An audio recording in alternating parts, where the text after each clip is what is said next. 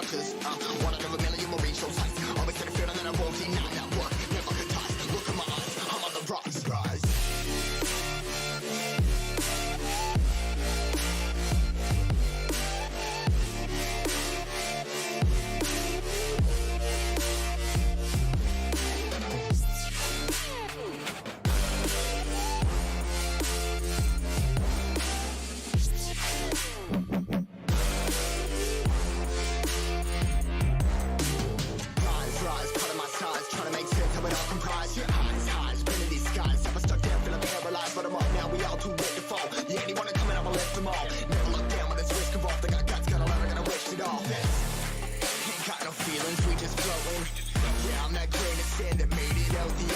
A couple milli now, I'm causing a commotion. I've been coasting, hear my name around the world like an explosion. Rise up,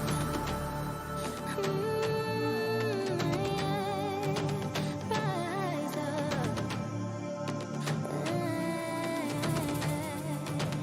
We are the apocalypse, and a pill that keeps us floating.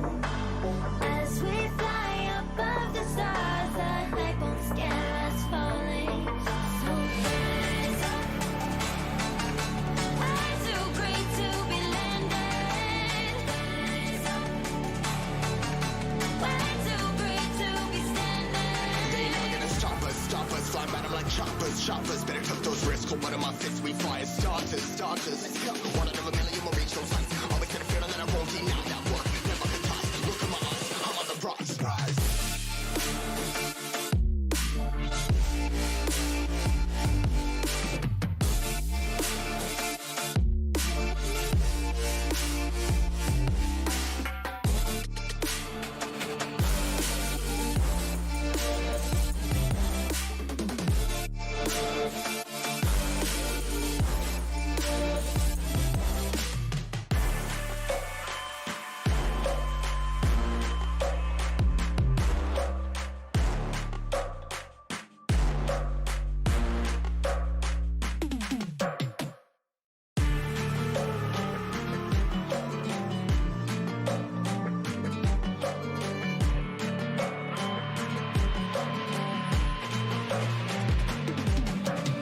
If we are one grain of sand in the middle of the ocean, can you try to understand how a touch can cause explosions?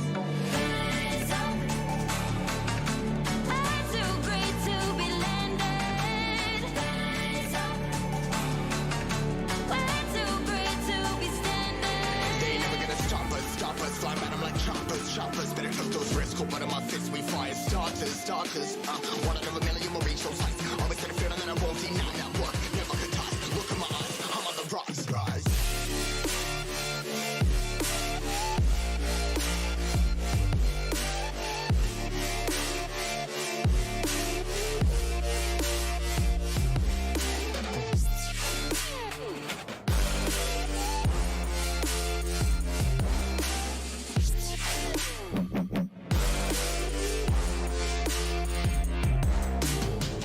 Rise, part of my size, trying to make sense of it all comprised. Your eyes, been these skies. Never stuck down, feeling paralyzed, but I'm up now. We all too late to fall. Yeah, anyone coming up, I left them all. Never look down when it's risk of off. They got guts, got a lot, I gotta wish it off. Ain't got no feelings, we just floating. Yeah, I'm that grain of sand that made it out the ocean. A couple milli now, I'm causing a commotion. I've been coasting, hear my name around the world like an explosion. Rise up.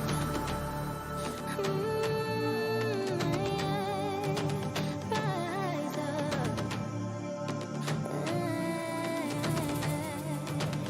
We are the apocalypse, and a pill that keeps us floating. As we fly above the stars, the hype won't scare us falling.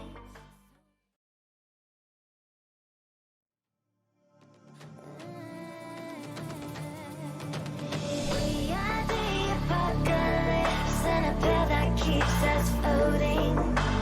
As we fly above the stars, the hype won't scare us falling. So rise up. Ama yiyeceğim kız. Hiç değil, heyecanlı. We're too about the Zoomer going down to the low ground. Scott's coming through with the RPG. Gonna hit it in time. Gonna hit so much damage. Savage gets the knock as well. RPG continuing to come out. There's another knock for Savage. Are you kidding me? This is beautiful. He's using the RPG. Find him out. It looks like he is going to find him out. He's going to tell his teammate Gray right there. Will he hit it? Oh my God! He hits the snipe there on the back. Amazing snipe play, planned and coordinated.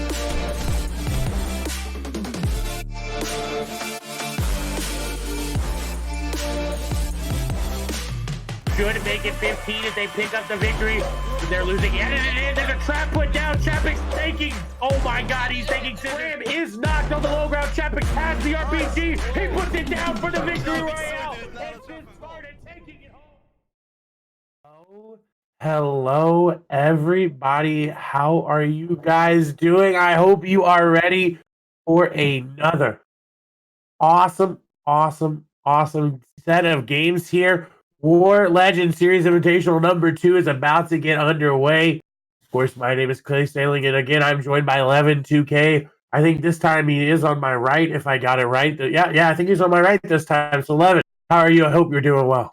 I'm doing great, Clay. I'm just excited for more amazing games of Fortnite today. Session 1 was amazing to watch.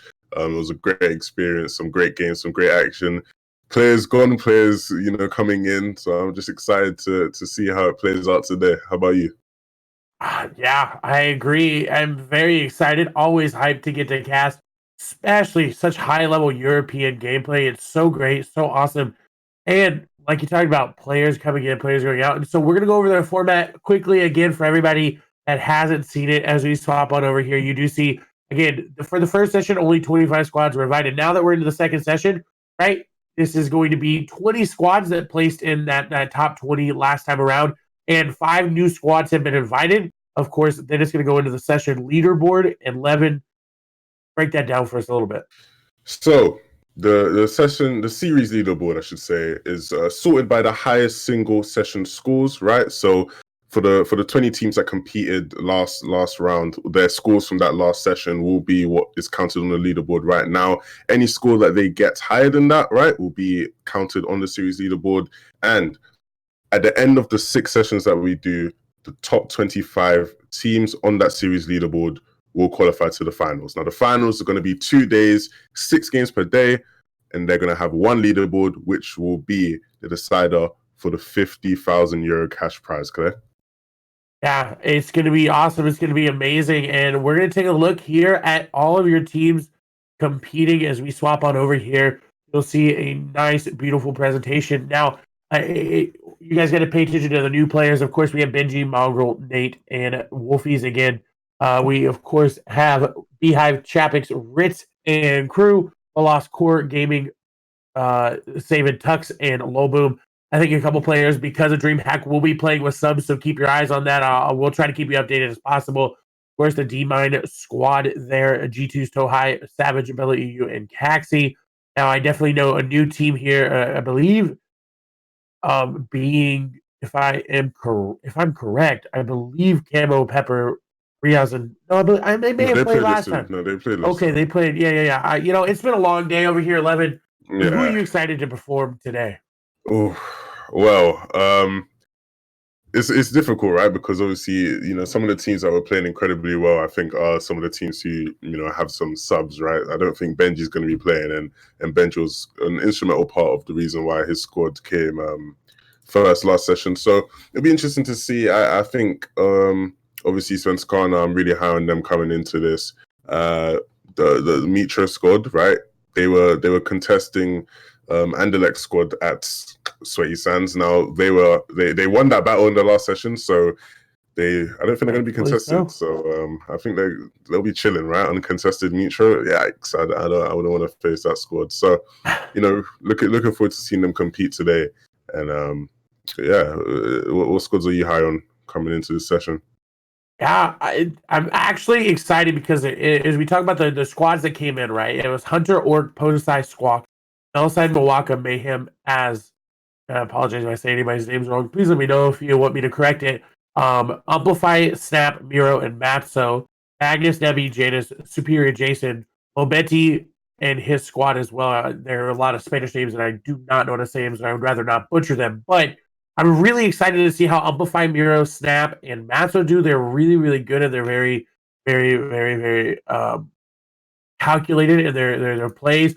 Of course, again, it's going to change up the series leaderboard. So if you don't understand the series leaderboard, we're going to go through it one more time here. The series leaderboard is the highest single session scores. So last time, Mongrel's squad got 1,079 points.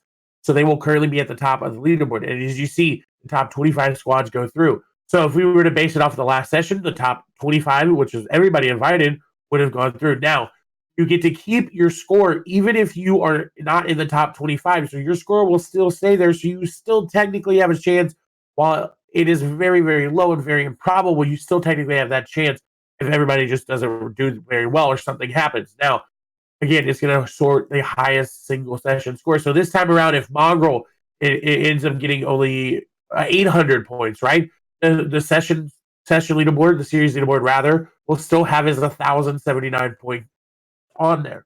So again, and it's not guaranteed if you are in first right now, like Mongrel Company, there could be, for some reason, players could just absolutely pop up, knock them down to 26, right? And they may not go through. It's not guaranteed 100%, but they have a very good shot at making it to the finals with the performance we saw last week. It was absolutely, absolutely ridiculous.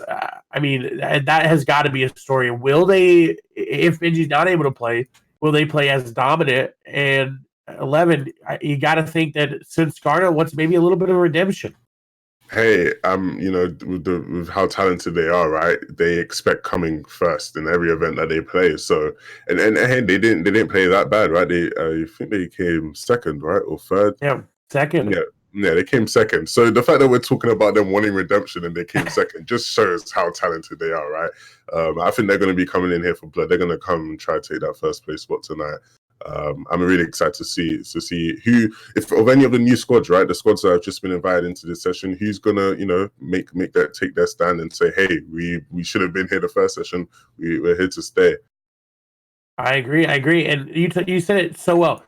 The fact that we're considering second place as like they want redemption, they want like so some sort of better placement is ridiculous. And you talked about it, I think last week. You said Skarna kind of had a quiet. I think you said this on Twitter. Skarna had a very quiet session, but somehow they still ended up in second.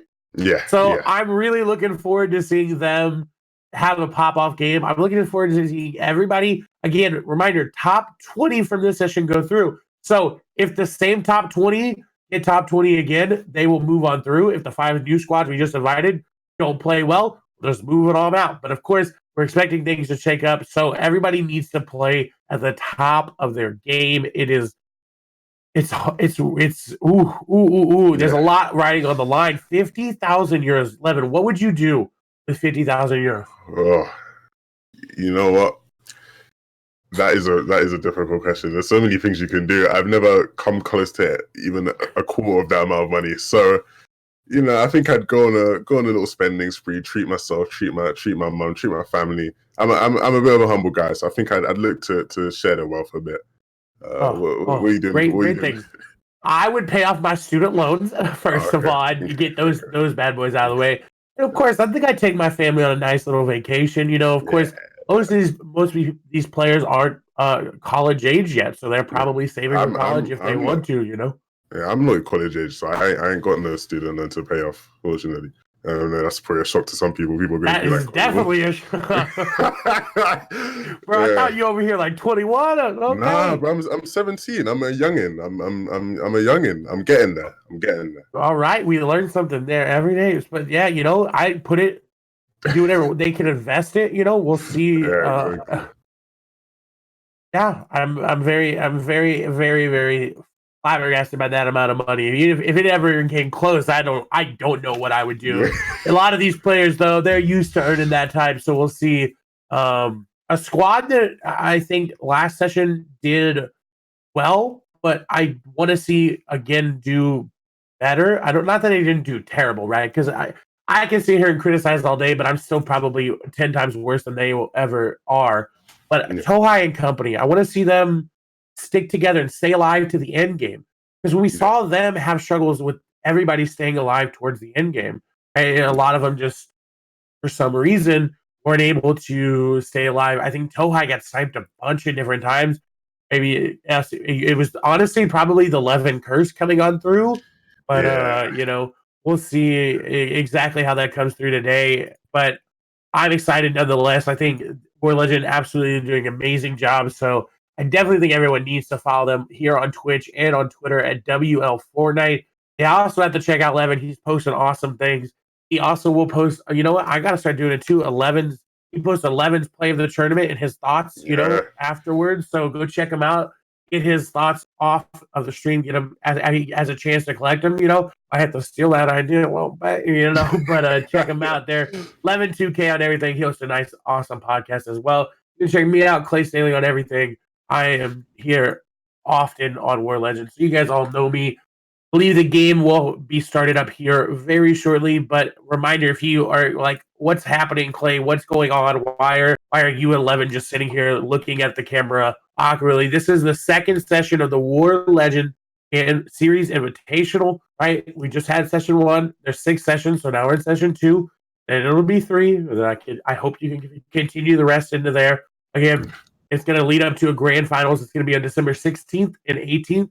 Which is my birthday, so you all better come out and support everybody here on the last day because it's going to be hyped. I'm probably not going to have a voice at the end of it. I don't think Levin will either. It's going to be awesome. I think I'm getting word that the games have started up here soon. Wow, that was very quick. The games started up and swapped over. So I hope you guys are ready. Levin, will we get off spawn fights? That is the question.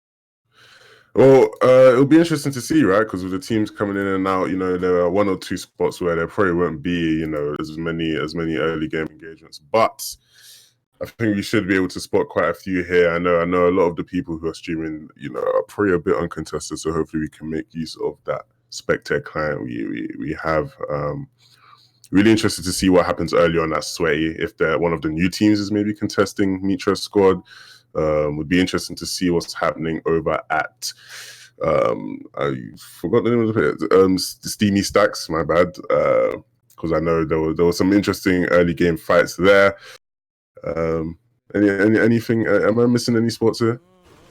I'm interested right here in Lazy Lake because we saw a lot of fights happen around Lazy Lake last time towards the end of it, but nothing really happening. This squad is actually one of the squads that's kind of come up this season in the FNCS, right? Ibuhai, he's been around for a little while. Shinny, Anas, and Kaspersa, they've done very, very well, and I'm very, very excited to see how they do and how they handle themselves here. But nothing really looking like they're fighting off spawn or anything really happening. We still have 95 players in, so everyone kind of just dissipating here as we actually do see a knock coming there. I believe that's Wanlast going to take down a player. And I think that they're dropping Pleasant Park this time around, a different spot from their usual Fatal. I was going to say Fatal Fields drop, but you all know it's not that anymore. Sadly. Miss Fatal Fields. I miss Anarchy Acres as well, man. I know you said last stream, Fatal Fields is one of your favorite places, but Anarchy Acres, man, the memories. I know everyone in chat is probably feeling a bit nostalgic after that one. I think it's a nice thing, right? Obviously, the new season, they brought a new map, but seeing some of those old spots like Pleasant, Salty, Retails is at least nice to have a bit of something from home, right? You travel to a new place, you keep something from home. Something along those lines. I'm excited though, right? I'm excited to see what we can pick up here around the map, right? The zone. Initially putting a bit to the east of that map. I know last session we had a lot of zones. Actually going in the favor of the northeast, right? Which is a bit uncommon for a lot of the players. This season you've seen the surge of players kind of complaining about not getting zone, and we've seen zone pulling crazy amounts of directions. But nice to see some northeast zones last session. We'll see if maybe we get the same, maybe we get the opposite. Yeah, I agree. And Zur and company actually, it did, I think, just squad wipe Miro, Matzo, Amplify, and Snappy. So unfortunately for them, one of the new squads coming on in has been completely wiped out. So we're gonna see if they're able to clutch it up and be able to change some things on going into the last couple, the 5 remaining games. And now this squad, Levin, has, I think, a good job here, but actually they're going to be contested. Mayhem going to be taken out there by Sapphic as they're going to finish him on off there. This squad usually laning here to contest Benji, Carry, and company, right? We'll see, though, as they seem to have the fight in their advantage. They have the high ground. Will he get the snipe, though? No. Not going to hit it there. Just missed that player's head, and that would have definitely been something you put on Instagram there. Slow it down a little bit. Add some cool effects. Maybe do a zoom in there on the snipe as shots continuing to come through. The player down below trying to run, and I can't believe 7-Tor didn't see him. He had a very nice shot there onto him, but it seems like this site kind of going nowhere here. They're now finding a shot there. Sapphic down below, going to find a player. The drop down going to come through. Nice damage there from 7-Tor. Absolutely cracked that player. And he's continuing to try to get into the box. He's trying to get in.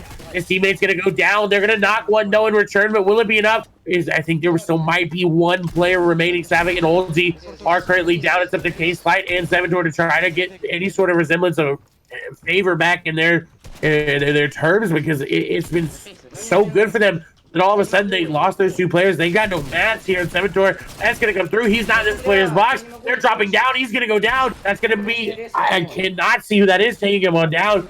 It seems like Az going to be the one to take down 7-Tor, as we see only K-Slide left alive, and I think that's going to be them completely eliminated. So one of the new squads coming in strong and taking out a squad that has been doing really well. As we swap over, this is a Mel Sighting company, and they're looking very, very, very good here, Levin and Slurpee. Yeah, this is the best way you want to start, right? New squad coming in. You wanna take your stand. You wanna say to the guys, hey, look, we're just coming into this event, but this is our spot to have and our spot to keep. Obviously, we were just tuned into Pleasant, where one of the new squads got eliminated, and I wanted to say how, hey, it's probably not looking too good for them, right? They're probably not feeling the best after that start, but nice to see one of the newer squads do pretty well and come in and make a stand. I agree. And as we swap over, and I believe this is Team Russia Retail, or that's what they've dubbed themselves in the past, right? Is they usually try to contest that area, but they're nowhere near it this time around. So interesting to see. We do see Milwaukee is going to be rebooted there. Karachi seems to have disconnected from the game, maybe an internet issue or something there. As we see big shields are being popped. Holly Hedges being their drop. I really like Holly. I think it's definitely one of the better POIs. As we see the big map, we do see a big kind of jumble there. Someone just above Holly, someone just above them, and Sweaty. Savage's team looks very good, rotating out of the northwest there into Pleasant. Craggy, of course, that's going to be Sparta, as we do see that. We did see a team kind of fighting around the Lazy Lake area there. We'll see. I couldn't exactly see who that was there, so... But that fight may start to happen, may be a little bit of stalemate, back and forth action. But overall, everyone kind of playing a little bit passively if they didn't get contested on spawn. Yeah, a lot of players, seem to be chilling. Obviously, if you look at the player count, right, we still got 84 players alive. So many players alive here. Yeah, it's interesting to see. Maybe, hey, players are saying, look, we don't. Players are saying, hey, look. Last session, we maybe played a bit too aggressively. We weren't valuing staying alive long to the end game, so maybe we're seeing an adjustment here. Technical difficulties do happen, so bear with us right now. I think struggling to see the action. I think you guys can see it perfectly fine, but it seems like there's a fight going on here between Kasparov, Ibuhai, Conspiracy, and company, and I don't know exactly who they're fighting, and this is based up outside of Lazy Lake. We'll see exactly how that manages on out there for them, as we do hear grenades being thrown in. We are just a tad bit there behind, but again, sometimes things happen. I think Ibuhai and company seem to have the HP advantage, even though they're kind of playing on the low ground here. To see him relatively healthy, trying to get some tags up. I think they're going to get tagged up here relatively soon, though. We'll see exactly what they're able to do, though, Levin. I think they should be able to manage those out, but the problem is going to be the third parties. Yeah, of course, right. That's always a risk, right? When you take a long time to close out a fight or to finish your engagements up, there's always that risk of third parties coming in. And with so many talented and intelligent players, they're gonna know just the right angles to take, just the right ways to go about third partying. Yeah, I agree. And as you see the dual POV come in, it looks as if that's Ibuhai and company versus, and I think that's Red Rush, Drobin, Wakey and company. So Retail Row versus Lazy Lake happening right now, but it seems to me that it's kind of dissipating because look, you see in the north corner there of the map, you see that north area, there's a third party coming on in as they swap on over. You do see, I believe, Stomping taking down a D-Mine Evil. Ibuhai is going to take down Wakey there. Casper's going to finish him on off there. 11. This is looking very, very, very good there for them. Yeah, it's looking positive, right? You don't want to get in a situation where you lose control, right? The main key to winning, especially when you're getting third party and there's different outside teams coming in, is you want to be able to keep control, keep your composure, make sure you stay alive and stay grouped, right? If you get split, a team's going to take advantage of that. So you want to stay alive, stay together. But it looks like they're chilling here in their brick, probably looking to leave, right? But there's so many players here.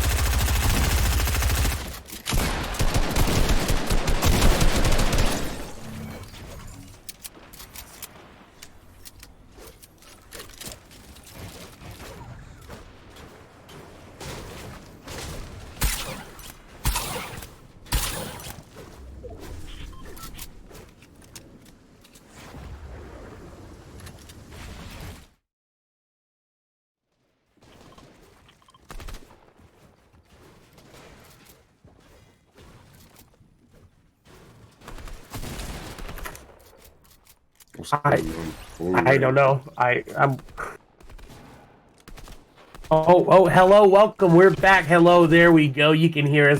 Welcome back, and we can see the action. Now we see Crew and Company in a fight. There's a lot of storm fights happening right around the map. We do see Crew and Company sitting on a lot of eliminations. Currently, they are sitting at 5 eliminations, and this is exactly what Svenskar want. They want these RPGs. They want these early, game eliminations, right? I consider up until third, fourth zone early game, right? So it seems like they're doing very well. Have a team down below them, but they're looking very good, Levin. They're looking in form, and we'll see exactly how that carries over. As it looks like they've got a triple RPG setup coming on through.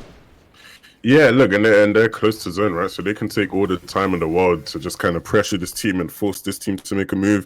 Triple RPG is so strong. They're probably going to look to see if they can figure out what box players are in, and then they're just going to use what the RPGs are good for, right? Use the RPGs to pick up some quick, easy kills. And you see, if you look, you can see the map there. There's no one really near them to kind of third party intervene. That's why you see them building so loosely, kind of not worrying about what is around them.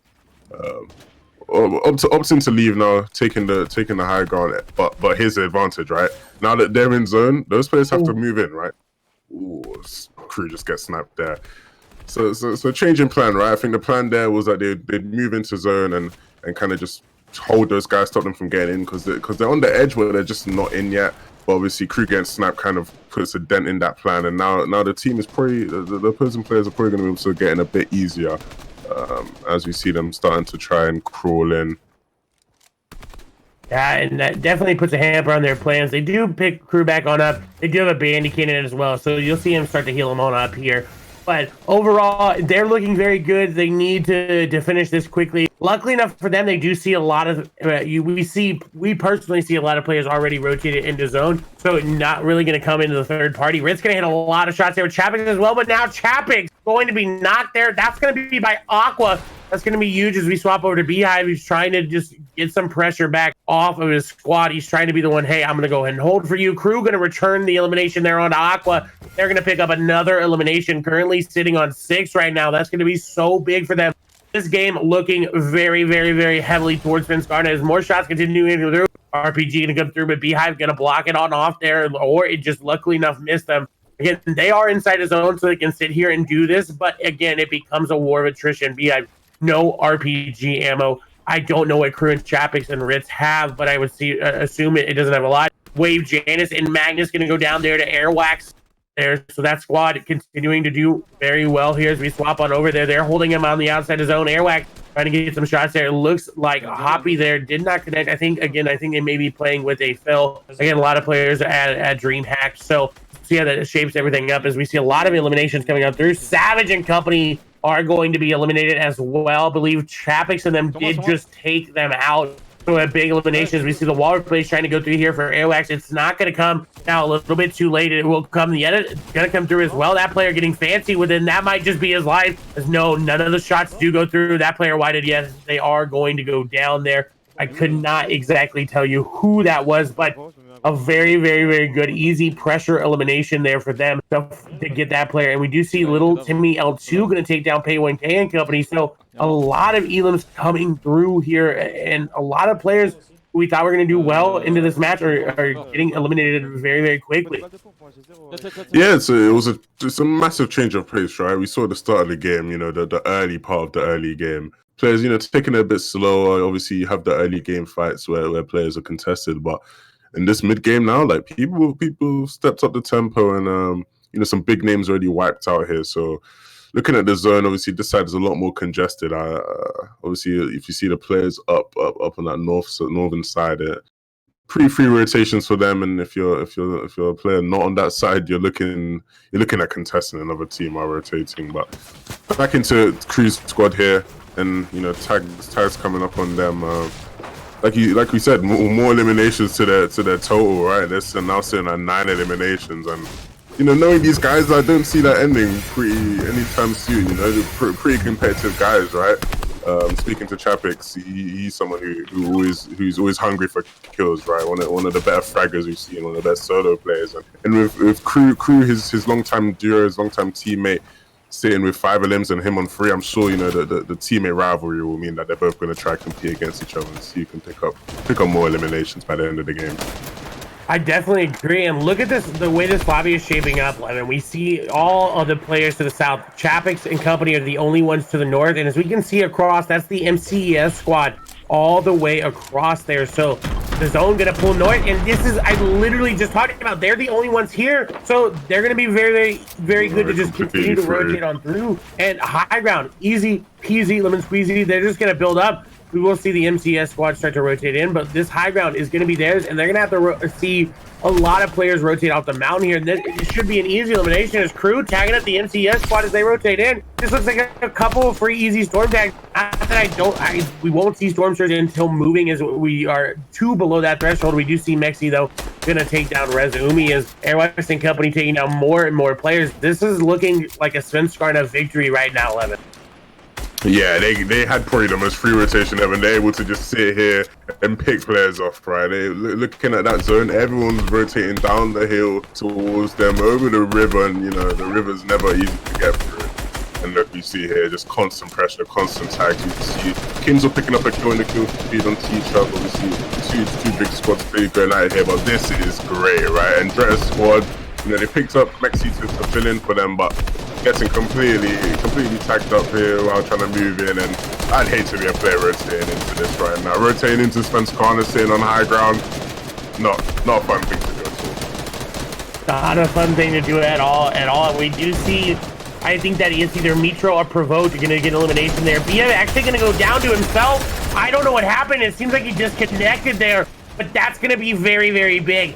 Now, this squad is definitely a trio that can do it very well. We do see Artor going to get taken down there by Melside. Dordita's going to take down DV1 Lukey as we see more RPGs start to come in. Svenskana trying to maintain their high ground here, but it's going to be challenging as the time goes on. And we do see that's going to be Kinsel actually RPGing them from abroad. It's going to be really, really good. And Kinsel's squad all alive other than Falcony, as I think they're going to have the zone pulled towards them a little bit. Going to go more in favor of Svenskana though, as we do see Dorditax and company rotating through the mid ground. It looks very, very good here for Svenskana, but the thing that's going to hurt them the most is them losing a player. Now, Storm Surge will come into a factor, as we do have 37 players, and of course, moving, you need to get to 30 players before that threshold comes out. As we see, oh my God, Crew absolutely being him, but he's gonna get sniped. He gets the knock on the Mel side, but it's a trade elimination. And oh my God, I talked about it. This looked good for them, but they started losing players, and all of a sudden, this is going to be very, very bad. Luckily enough for Crew, he does have the floppers, right? And he does have the surffish, so he can continue to heal on up. Yeah, it's not looking great at all, right? Obviously, I wanted to say, like, with Beehive falling, that puts so much more pressure on Chapix, right? Those two call together. So when in the end game, when Chapix is looking to frag out, they can rely on Beehive to call and focus on tunneling. So with him falling, never ideal, right? It's looking pretty rough for them, and players identifying that they're pretty weak on the high ground, going to look to do as much damage to them as possible. I agree. As we swap over to Low Betty's perspective, a controller player that's way better than I am on mouse and keyboard. So you got to give him the respect he deserves, but there's a lot of players being eliminated there in the elimination feed. Everybody seems to be going down. Stepter getting eliminations as well. A nice shot there from him, but nothing really going to come of it. They're not going to get anything else. Hunter going to get takedown. CRR. Sneakoff going to take down Milwaukee. Core Gaming going to go down as well. A lot of elims coming on through, and I haven't seen anything for Svenskana, but you got to still assume they are in the high ground. We'll see those Low Betsy and company are trying to rotate on through. They're going to get tagged up. Jorge Q going to go down there to an anonymous player there. I believe Kinsel going to go down there as well to Anoxius. As we continue to spectate the squad as they're trying to rotate in. Jorge Q actually might be able to make it in. It seems like no, he's going to tick on over to the zone. We do see that Lobeti does have the floppers in his inventory, so we'll be able to out-heal the zone just a little bit and try to finish that player, but it was already somebody else knocked there. As we that's going to be huge there, 11. Ritz falling down for high ground, and I don't know exactly what that means for them, other than that now Chapix and Crew have to clutch up. And they're the OG duo. They've been on high ground time and time and again, but we'll see if they're able to do it. We do see shots going in through, and Heritex is going to go down there now. It's up to Lobetti, as he's going to find players right on top of him, and he's going to go down. Couldn't do anything about it. That's going to be the MCS squad, as it is only Door Detox there as we swap on over. Ooh, I think iDrop is on the high ground here. Yes, it seems like Svenskana lost it there with with Ritz going down. It seems all of a sudden this is not looking good. Hunter is still alive there on the low ground. Shots going through. iDrop gonna take a lot of damage there from Squawks. Airwax gonna go down. and now it's going to be a 4v3. iDrop and company seem to have the advantage there in HP. As shots continuing to go through. Mexi and company trying to come through. Everybody just trying to drop down, trying to get those shots on through. As iDrop trying to drop himself down on a nice shot there. He's going to take down one. Will he take down another? I think they did take down one and got him very low. Shots continuing to go through. iDrop trying to get in the box. Mexi going to go down to Hunter. iDrop going to take a lot of damage, down to 58 HP. Has to try to do something. Trox down low as well, but they are able to clutch up the victory royale, and they end up picking up a lot of elimination as well. I mean, it was that 7 eliminations. Oh wow, that's pretty impressive, right? Looking at that squad, right? Coming into the 50-50 zone, we saw them trying to rotate in, and it looked like they were struggling a bit with the pressure from Skarner coming from the high ground. But you know, able to take the high ground from them later on in the game, and obviously with the Phil Mexi not, you know, usually on their squad, but he's able to fill in today for the missing player. Pretty big confidence boost, right? You have a Phil. Obviously, they were able to pick up a win in the first session, so I'm sure the vibes are high right now. I'm sure everyone's excited, and a pretty impressive, you know, clean victory from them. Yeah, I agree, and I would love to know what happened to Chapix and company on the high ground. How Ritz fell, it changed the whole course of their game. Right? It went from Beehive getting disconnected there to Ritz falling on off, and they had so many elims. I think I saw 14 elims. It looks like I think they did end up getting challenged for high ground, and when they got challenged, they couldn't outbuild the 4. And then Ritz got knocked, and they just started to drop down. But overall, Swinsguard is sitting at that top of a place with a 15, 16 plus eliminations. And I think they got 6th place with 15 eliminations. That's ridiculous. Yeah. Right? Even if you don't get the victory, they may be on top. Yeah. Yeah, it's you know, it's not the ending that they wanted, right? Obviously, a squad like them, like we said coming in, they want to win, and to be fair, they were positioned very well to win. Whatever happened to Beehive, I really want to know, because it's never ideal when you lose a player like that just for absolutely nothing. And 3 players going in, obviously, you know, getting snaps on the high ground, yeah, not ideal, but 15 eliminations, that's going to be big for their points, right? That's going to be big for their points. Still getting a decent amount of placement points as well from that. So I'll be interested to see. I'm expecting to see them right near the top of that leaderboard still. Yeah, and I don't think it'll be too big of a deal. I'm sure, right, they're going to be saying, hey, look how well we did, even with the disadvantages we had. So yeah, I agree. And it's going to come down to who manages their mentality the best. We talk about it a lot, right? Who is able to say, okay, you know what? Shake it off. We died off spawn. We're fine. You know, clear your mind, clear everything. Just let it go, right? Because it really comes down to, if you're able to do that, if you're able to reset, you're fine, right? You come back, you win a couple games, you're suddenly on top. I believe the game will get started here very soon. And of course, WarLegend in the background working on the leaderboard. I actually think we do actually have the leaderboard now for you. And of course, Levin, Swinsguard is on top. We talked about it. They had 17, updated 17 eliminations. Yeah, that's ridiculous. That is ridiculous. Yeah, that's absolutely ridiculous. And second, of course, we have Solo Extra Stream, which is Airwax, Renik, Vato, and Nikov. So different Solo Extra Stream than what we saw Monday. And that squad actually making it on through, but not having the best of games. And then, of course, we have Trox and Dread iDrop and Mexi, who are currently sitting in 3rd, but they got the win. But they only had 8 eliminations, so it wasn't enough. But playing with the Phil, looking pretty good. And then Solaris Hunter, Orc, Squawks, Solaris Hunter, MCS, Orc, Squawks, and Podesai sitting in 4th there with a 2nd place 7 elimination game. They almost clutch it up there towards the end. And then, of course, we have 54 SQD. That's Millside, Milwaukee, Mayhem, and Azzy sitting in 5th. Again, it's going to come down to the bottom 5 teams, right? So right now, the bottom 5 consists of, and I believe right now 21 to 24 is Team Dynamite CIS, 96 bots and Pleasant bots. So they're gonna have to clutch it up. Again, if you're looking for your favorite team and you don't know who team best players is, you can click on the top of you can click on the drop down arrow, right, and click it and say, 200 quick death, that's Nitro. CRR, that's CRR. And so it's Cancel. Falcony, of course, is Falcony. Everybody kind of changing their names back, but I'm not surprised that apologies there about the missing. I work in company playing with the fill there. Again, apologies there on that. It's been a long day, 11, but I'm ready for it to finish up here with these awesome games.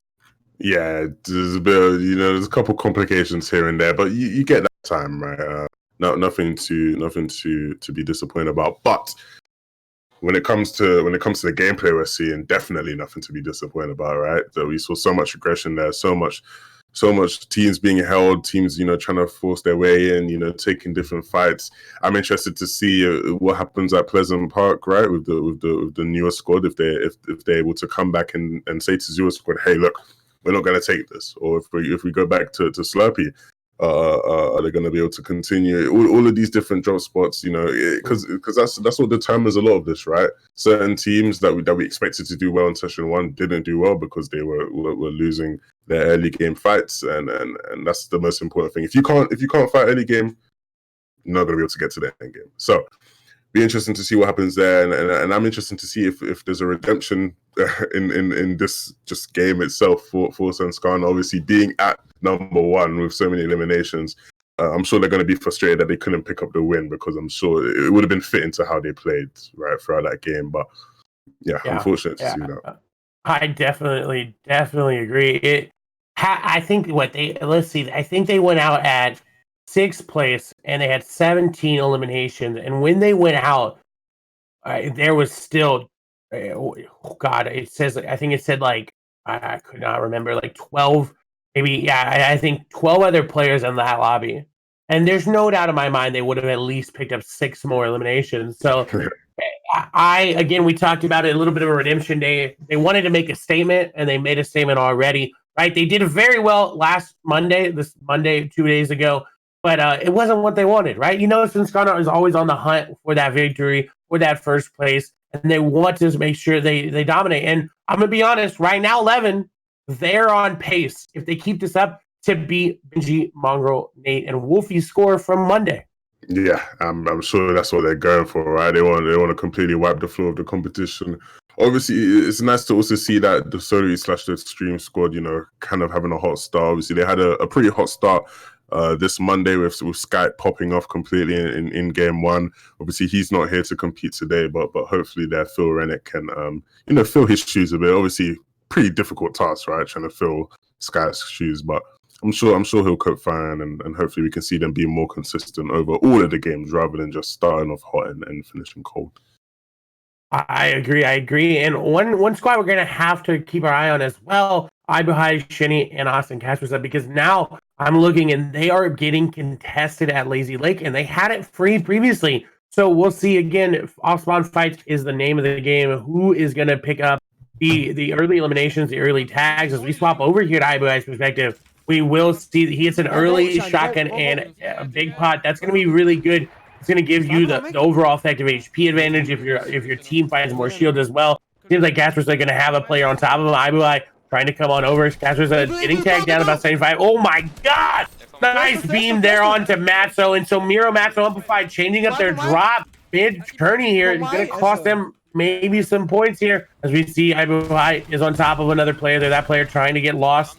Of course, down below, as we see his entire squad coming on over there, going down below. Oh, Caspera going to get a nice shot there. Ibuhai trying to get on in. He's missing critical shots, though. He needs to finish it off. This player going back and forth, trying to get lost in between them, but they're going to take him on down, and I believe that one was Amplifies. So now this squad going in their favor. Miro going to get knocked as well, and this does not look good for them. The only, I believe, actually Amplify going to be alive. Nappy did go down, and Amplify, I think, decided, hey, I'm just going to leave. He currently is running out of Lazy Lake, and they have conceded their loss. They're saying, hey, we just need to try to get some sort of placement points with one remaining player. Yeah, I'm not too impressed by that, right? He's switching off your landing spot in game 2. Pretty weird decision. I'm not sure why they've gone to do that. Maybe that was the initial plan to land here, and maybe the things didn't go that way game 1. But yeah, never something you want to do as a squad. Switch up your whole game plan in only the second game. Interesting to see how that unfolds later on in the coming games, but they're eliminated now, so no problems there as we tune in here to retail, and as a fight is breaking out between these two squads. Wakey squad to performed pretty decently last time. I'm sure they're looking to up their score on the series leaderboard. What do you make of this fight right now, Claire? It is not going in their favor. Cuvado taking down Wakey already. Red Rush losing a lot of HP. He doesn't have any mats. As soon as they break this, he's got to try to do something, and there he goes. Nothing could be done. Pay 1K gonna take on down, and this is looking very good for Tooth and company as we see only Snappy and Drobin are remaining. Well, Drobin spoke too soon, just got eliminated, so Snappy gonna take down one and try to get the elimination in return. He does end up getting it. Wall gonna get taken, gonna get sprayed on through. He's got an RPG. I don't know if it's reloaded, but he could go for it. He's gonna hit the RPG shot. But unfortunately, he's gonna go down there. Apologize about the little cough, but all of a sudden, Team Retail Row being contested, and this is not going in their favor. They're not gonna get, I think they got a couple elimination points, but no placement points going to come through for Team Retail Row. Yeah, it's Team Retail Row not looking too strong to begin, right? Obviously, never ideal. Another squad here with some feels. You love to see all the feels. Obviously, DreamHack taking place, this weekend, so players traveling and caught in between places and whatnot. But yeah, always a positive to win your early game fight. They're gonna probably be able to just get the rebuild off on Fremont here and go about their game and farming and whatnot. Obviously, we tune into the Slurpee fight here. Obviously, this fight not going in one team's favor last round, and I'm sure they're looking to change that this time as they go for the box fight, right? When you're low on mats early game, you use a big building to team box fight. Not looking too good though. Again, pressure pretty hard. And I like this building in particular, Evan, that you point out, a big building, because it's a lot more open. You don't have to break a lot of things previously, right? You can just kind of go in. Now we see a nice edit there by Seventor to get some damage off early, trying to sway the fight of the effective HP back in his favor. Again, we talk about the war of attrition. This comes early game really comes down to if you have any mass at all, if you have any ammo at all, and what little HP you have. RPG gonna go in, but I don't think they're gonna get any shots. It didn't seem like it. They definitely feel like they would have made a call. Now they're just trying to spray back. Is Walgan and Floor gonna get taken above them? They gotta be careful. There's a lot of damage being taken on the Seventor Savic. Losing a lot as well. Again, this fight was looking good for them, but all of a sudden now it's not, as we see that it's trying to be made here. Seventor down to about 19 HP and a dream. Will he be able to clutch it up? Will his squad be able to do anything? K-Slide there doing very well on the HP, but what is he doing overall? Let's see, he's being the one to try to get those shotgun shots, trying to get those edits, but their mat's not looking good. I honestly don't waste that mat there to put a floor down. It does prevent an enemy trap there as we swap over. This is going to be Melside, Mawaka, Mayhem, and as they are the team contesting them. As you see, they're looking very good overall effective HP. They're honestly winning this fight all around. Only thing is, not a lot of ammo. 5 AR ammo, 11 shotgun, no sniper. Does have a big pot. That's looking abysmal. And look at the third party coming on in, Levin. Yeah, this is once again, right, the threat of taking too long to fight. This fight has drawn out pretty long right now. And obviously we see the orange arrows in the bottom right, just flooding in, looking to take different angles. You see them, being a bit patient. I think waiting to maybe get some free shots on players. And I think once they realize players are just kind of hiding in and out of buildings, maybe they're pushing a bit more. But be interested to see if Melside squad are aware of the third party coming in. If anyone gets spotted, I think they're kind of in stealth mode right now. But yeah, I'm looking to see how this unfolds, because if the team in the building don't fall soon, it's going to turn into an all-way 3v3 battle, and yeah, that'll be pretty hectic. Yeah, as we see, Ibuhai and company are in a fight as well. But look at this: we saw Melside's entire team say, "You know what? I'm out. we're out. We're cutting our losses. We don't want to continue this, and we're out. We're just gonna leave. And now a new squad claims their place, and I can't exactly tell who it is, but that squad gonna be very, very, very. They're not gonna be happy with it, as we do see 200 quick dead and take down Camo, and I don't know if that is going to be Nitro or Provoked, because they have basically the same name. Old Z gonna go down there to Camo as we swap on over here. The 7 Torrent Company is, again, they did lose Old Z. We do see Pepper going down to a player, I believe that's an anonymous player, as unfortunately there for them there. It does not look too good, and for this squad as well, it is not looking too good. Yeah, they're not looking. So you see here, he has literally no mates, right? And if the players keep, putting pressure on them, he's gonna have to help his teammates. Go for the edit, go for the shot. Takes a bit too long, then he fools himself, right? And their whole team is taken out. That was kind of a misplay by him. I don't know if he was kind of asleep or something, but if he edits the cone a bit quicker, he sees the player come in before he turns, right? He edits a bit quicker, he can get a shot off and maybe save his teammate's life, but we're not able to there. Magnus now gonna be looking to loot up. There's still a team around, right? So it's a bit difficult fighting the storm, but the zone is close as he gets shot off there.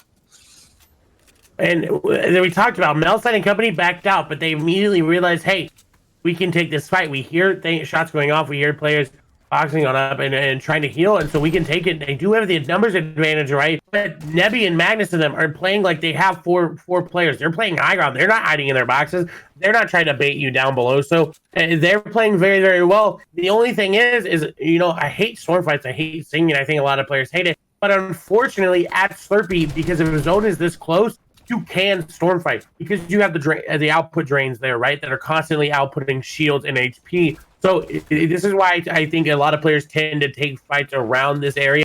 We will see the high ground is going to be lost there for this squad, as Magnus now trying to build on up an update. Camo and Pepper did go down. Fledermoys and Rehas are still alive. So we'll see if that squad is able to do anything there. As we see Magnus trying to make his way down, trying to just get anything sort of built there for their real estate. Right? They need to get their hard mats in there so they can build up. But look, they're not going to have a lot remaining. 25 builds. And as soon as you build a 1x1, you're going to lose a lot there, as we see shots being taken onto him, but nothing really going to hit. Wall going to take it. A 140 pump going to come on through onto Mel's side. That's going to be used. He's going to take down Milwaukee as well, but he gets traded as well. Everybody getting traded right now. And all of a sudden, this looks very good for Janice and Karma. That's an elimination going to come through there onto Az. I believe it might be a 2v1 or 3v1, and I don't exactly know, but that did not look good, and it looked too easy almost for Janice. Yeah, they were able to just kind of clean up kind of nicely, right? Obviously, the player does get knocked and they have a teammate down, but they did a good job there to kind of come in as the third party and leave victorious, right? You saw them, they took a while to set up, and that's what you want, right? You're gonna come in third party and then get out, and they did that pretty successfully, but they got a ways to go to zone. Obviously, looking at the map here. You see a lot of players in the center of that zone, and we see some players towards Frenzy trying to come in as we tune into them right now. Oh, 105 snipe, Zua here, clean snipe. They've only got 3 players, but looking not bad right now, hiding in that bush, picking up a nice little hit with the sniper. So they're going to be looking for more. I'm surprised that the players haven't realized they were in the bush and I'm not spraying it. They're kind of chilling right now.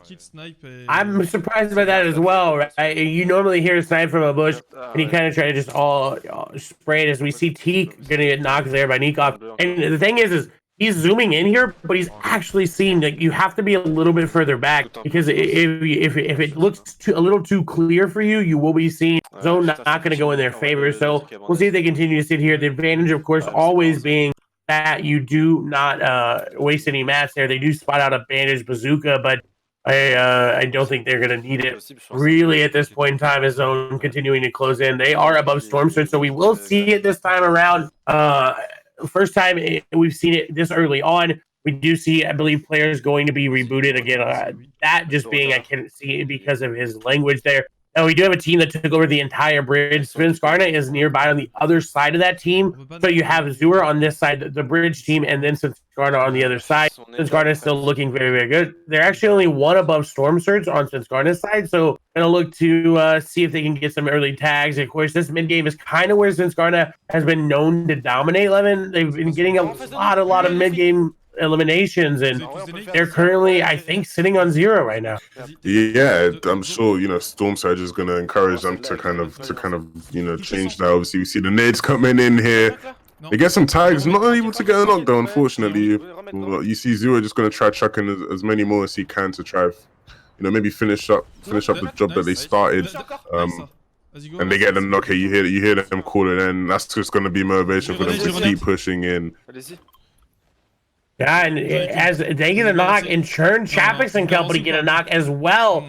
That's gonna be good. They may have just gotten the finish, and I don't know. I think they actually, I think they did get the finish, and now they're going into the fight. There, as you see, Ritz gonna take down Low Betsy. Fremont gonna take down Stompy there, I believe. I believe that's his name with all the different characters. It's very hard to tell who is who when they're constantly changing their name. But Aqua and company are in a fight as well. Chapix and company in a fight as well. Azure just trying to third party this fight. We'll see them tag up Crew here as we swap on over to Quavato and company, who are in the fight with Aqua and them as they take down another player. Falcony going to get taken down as well. That's going to be huge there. We'll see Heretics going to get taken out there by Crew and finish on up as well. So we talked about them not having a lot of mid-game eliminations, and suddenly they found 2 Lemon. Yeah, and right now, as we're watching, 2 of them get knocked, right? Peyton and Pro. I'm sorry if I'm saying that wrong. I feel like I am. Pro getting knocked, but it looks like they're going to be able to get the reses off. Obviously, Fremont now picking up a kill, which is giving them space to work with, giving them time to work with. Going to be able to recuperate. But if you look at the map, right, players are in their vicinity, and it looks like it's getting pretty hectic just south of them, right? Like, a lot of players fighting, obviously, with Storm Surge coming in this game, right? It means that a lot more aggression is being, encouraged. And I'm sure a lot of players are seeing the kill totals that Svinskarna are able to get and saying, hey, we can do that as well. We want to get high on that leaderboard and secure our spot, or potentially secure our spot in the finals of this event. So tune into the Game 1 winners. Not looking too great right now. No eliminations for them. Loot not looking too good on eyedrop specifically, and look at the health. The health is terrible. This is shambolic. 17 HP. If he gets even kissed by anyone, he's probably gonna get knocked here. So gonna be interesting to see how they deal with this. Like, yeah, it's not looking good.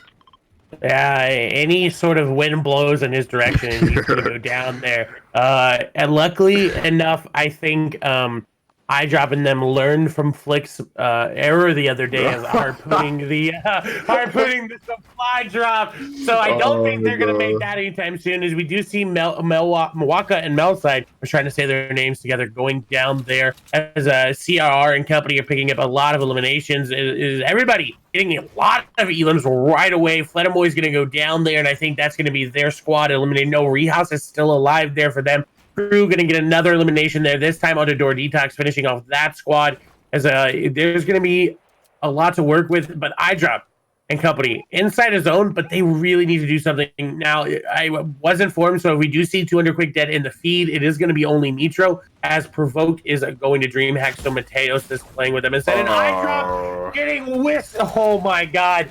So just one bullet comes through, and of course it's none other than Svinskarna, and they are continuing to be aggressive.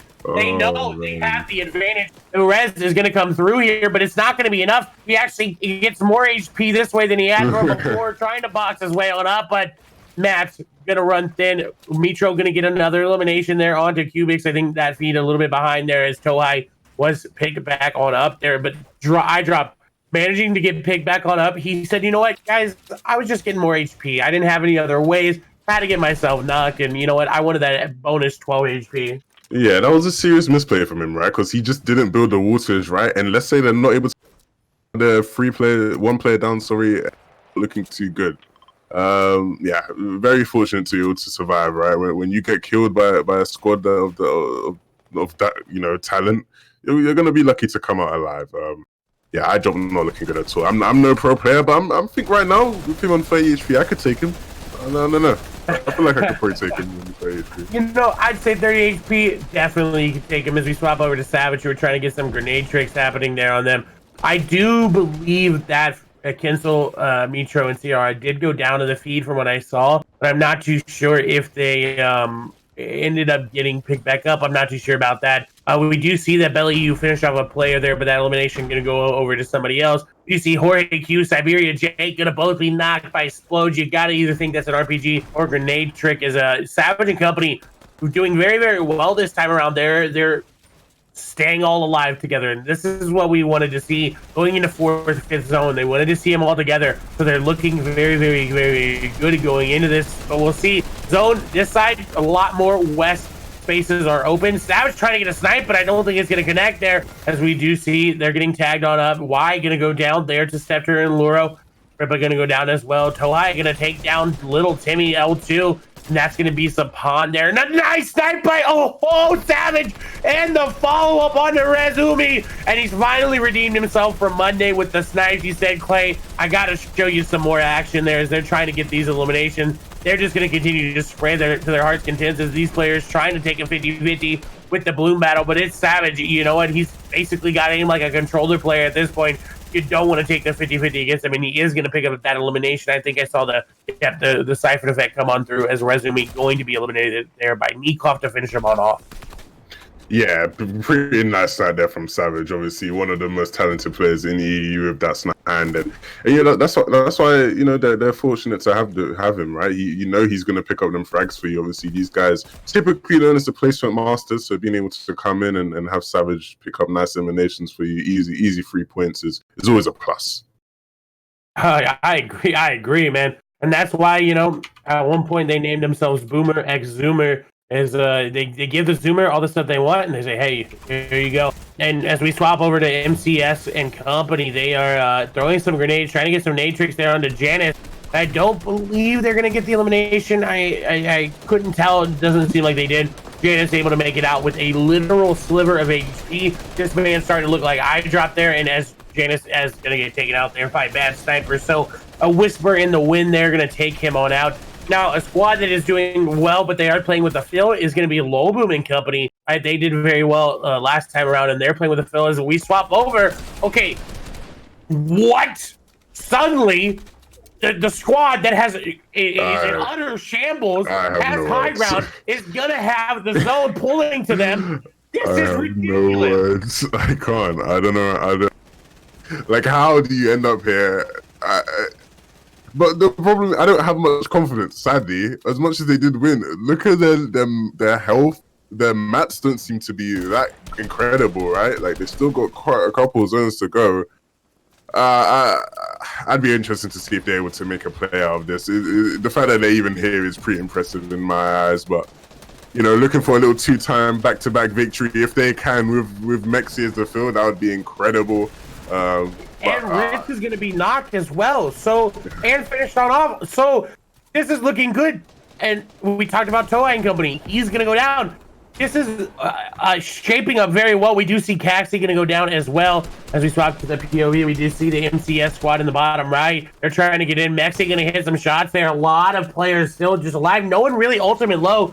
You see Nikov and Company ahead of the zone there, trying to get some eliminations. Core and Company ahead as well. The Hulk gonna go down there. Zewert probably gonna follow up right on after. That Sniper trying to make his way on through, I believe. iDrop gonna take down Advise FN as well. We did see Zewert did go down as we swap over here to MCS and Company as they're trying to make their way on in. They currently have 0 eliminations. We do see Chapik, I think, ended up going down there. Couldn't exactly see. Maybe he just picked up an elimination there. So, again, we'll keep our eyes on that. We have 11 players. No, Chapik's going to pick up another one there. That's going to be Fremont going down there to Chapik as we see Mexi going to get another elimination. Beehive going to go down there to Low Boom and Company as Marto's going to take down Fremont. Mexi going to take down Archer. Stuff's going to go down there to Mr. Savage. So Savage and Company are still in as Podesai getting back together with his teammates. As Core going to take down Guavado. Savage finishing it off. Stuff's there. There's a lot of fights happening. His Zone going to pull back off that mountain. That's going to be really good. Bella EU going to go down, which is really, really bad for Savage in them because only Savage remaining, and I would love to know what he's going to do on the low ground there as he's a solo in a squad's world as we swap over to Mexi as we see Nikov going to take down Mateos.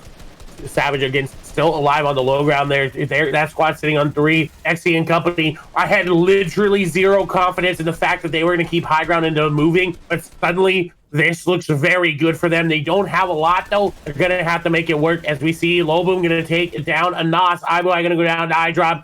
Savage going to go down there to MCES Squawks there. So the low ground play for Savage not coming out. He wasn't able to clutch it up, but there's going to be a lot of placement. If you look in the middle of the left-hand corner of your screen, Crew and Beehive are still alive. So Skarna's team still has a chance. Caspersa and Zinni still alive as well. Airwax still alive. So shots continue. Trapping's going to go down. He tried for the high ground. It seems like it looks like for some reason he is all the way up there, as we do see a lot of shots continuing to come through here from Mexi. Caspersa sitting on 1 elimination. Look how many elims that squad has. They currently have 10 eliminations there, and they're looking to pick up more as we swap back over to Mexi and company, as they're going to fall behind a player, not going to connect to the shots. Save going to go down there to Nico. Renick going to pick up some eliminations. Crew going to take down Jahini. We do see Casper's going to go down. Mexi going to get taken out from behind. Core coming up from behind, and that's going to be huge. It's a 2 player high ground, and I don't think they're going to be able to keep it, Love. I think it's going to go down 2, and guess who's still alive? Beehive, and I believe Crew are still alive there on the low ground. We'll see. No match remaining here for the high ground. They're going to find a player out in the zone. We're going to actually go down the zone. Airwax going to take down Crew. This is going to get crazy really quick. Airwax going to take him down, finally finish him on up. Andretta going to find a player trying to get to the box, but he doesn't have the stair to follow up. That player editing on down. This thing is a 2v2v1. Someone going to stay and manage to secure high ground, and I can't see who that is. I believe that's Crew on high ground. It has to be. I think it is. And we see shots going to come down there. They're going to take down Beehive. So shots continuing through. Yeah, I believe. No, it was Beehive on the high ground there. Got a little bit too excited. We see Andretta and company dropping on down. Andretta going to go down very low. He's going to lose it. Riddick going to take him on off. It's going to be a 1v1. Trox in the zone, though. No way. The shots there. It's hiding behind a rock. Who's going to get the elimination? Back into the zone. He's not going to be able to clutch it up, as the victory seems to go on over to... the stream. Airwax, yeah, the stream XI gonna take the victory. And look, they have so many eliminations. 12 total eliminations. That is crazy. I was actually like, just to even find out who won that, I was on the edge of the seat. You know what? As much as I'll give props to the stream auxiliary and Renick, who's filling in for picking up that win. Andretta's squad staying alive that long, that is wow. Oh, wow, that was amazing. That was so impressive. For them to be in shambles, we saw them literally at their lowest, and they were at their lowest. Somehow able to take high ground, able to keep it for so long, on rations. They had nothing. Their health was literally so poor. It was crazy. It was really nice to see them to be able to get second place. Obviously, getting first in the first game. Oh wow, that was exciting to watch. And I'm gonna be 100% honest. I had zero confidence when I saw iDrop get knocked to Chapix and them that they were going to be able to get anywhere near the top 10, and they proved me wrong. It was ridiculous. I'm very, very, very, very, very I'm flabbergasted. Like, I have no words how they were able to do that. That reminds me of. And this can be a leap, but MMB and Trios never had maps on high ground, right? They spent so much trying to get it, and they would just shockwave, and they, for some reason, they were always able to win, but not able to win there with that squad, so we'll see, but it just looks so good and clean for them, but Savage on the low ground popped off, got some elims. Crew and Chapix and Beehive stayed alive very far into it, so you got to think they're going to continue to even be. I don't think they're going to be at the top. I'm going to be bold with my prediction. I think Trox and them will be, again, it's going to be close, but overall, very, very, very good games. I'm very pleasant pleased. And hold on, we do have the updated leaderboard here, 11, and it's no, it's not even what I thought. It's Solar EX the stream, so it's Airwax, Renick, Rato, and Dekoff. In first after that win. Look, they have as many eliminations as Skarna. They had 13 that game. Game before they had 12. So yeah, that's pretty impressive, right? They obviously they were playing as a free that game as well. That wasn't even there, so it's not even Solar X the stream. it was just Solary plus Renick, right? Yeah. Pretty impressive for them to be able to, you know, pick up a nice standing, a nice game there, right? It's actually kind of funny because obviously Trox and them coming first in game 1 and then second in game 2, and then Solary boys coming in second game 1 and first in game 2, right? So kind of like a role swap there. Obviously, you take a look at the leaderboard. And what do you make of it? I see a couple of squads who I'm expecting to kind of, you know, take a bigger role in the next couple of games. Obviously, best players, Mitra squad, you know, they went down a bit earlier in that game. Any other teams here you'd like to see a bit more, perform a bit better, I should say? Yeah, I am looking at the Boomer team, right? Savage and them 8th place, but only 3 eliminations. So looking to see what's about. I want to focus on the top of the leaderboard real quick. Look at the top 4 teams. Average placement from bottom up, 4-1-4-2. So the top 4 teams have been in the top, 6 every single game. That's absolutely ridiculous. Those squads we have to keep because look, the spread is not that far from 1 to even 6, right? There's still a lot of contention there. Again, it is, of course, always about the bottom 5 teams that is going into the next session. Of course, that's going to be next week. 11, of course, will be joining me there as we bring us back. Again, you got to make sure you're following all of us here. Follow 11 at 112K on all his social medias. Follow WarLegend on all their social medias. Make sure you join the Discord as well for some awesome custom matches. I know they're hosting those. You know, I hear about all the time, all the WarLegend customs that are happening in the background. Everything, you know, everybody doing it so great. WarLegend working their butt off in the background, especially with the leaderboard, with everything. It's just, you know, it's been great. You can follow me on Clay Staling. I was going to say on WarLegend. Follow me at Clay Staling on all social medias. But, you know, it's just about the fact that you guys are here supporting competitive Fortnite and you are ready to see some awesome action. That means so much to everybody that works on it. Again, a shout out to everybody working behind Kraz, Muro, Jerk, Spatial Husky, Duxor, Mr. ERL, Remy, Evan, Moggs, of course, PlayQuartz doing the production. Eric Costa, the guy who developed the you know, a lot of the things you see here that we use. Alex MP, I'm going to say this name very terribly. I'm going to go with his real name. I believe is Dylan. You know, he is doing well. Everybody that's helping out with the production and the background as well. I think legit Nash and Shook are helping out. Everybody helping us do an amazing, easy job of just looking at the screen and talking about it, right? It makes our job easier, makes it a better show. So, team that I want to see, though, Levin, a team that I want to see clutch up, I'm going to go with Miro, Amplify, Matzo, and Snappy. I want to see them. They're one of the new teams coming on in. I want to see how they do. I want to see them clutch up. I want to see them stick to one drop spot. Yeah. I'm really interested to see where it is they choose to land. This game, obviously, lazy, not working out for them at all in that last game we just watched. I'm really interested to see the Veloci boys, or the Veloci boys, I should say. They're sitting pretty nice on the leaderboard, but you know, similar to Sans Connor last week, kind of having some quiet games. You've not seen much of them. I'd like to see a bit more of them. Obviously, they're playing with a Phil. Tux is in Sweden right now, so they're playing with Stuffs. My guy Stuffs. He's filling in, and I'm sure he's going to do a great job with those players. And I'd like to see them, you know, take a win here, maybe in the next couple of games. You know, do something interesting, something that they are capable of doing. As we look into all of the drop spots here, all the players finally landing in, and you know, the all important early game battles do begin. As you see, Savage's squad in the bottom middle. Will be interesting to see. They have that pretty cool split that they do. I'll be actually interested to see if there's ever a team that just decides, hey, we're just going to grief you and isolate one of you guys on one of these islands, and your game is done.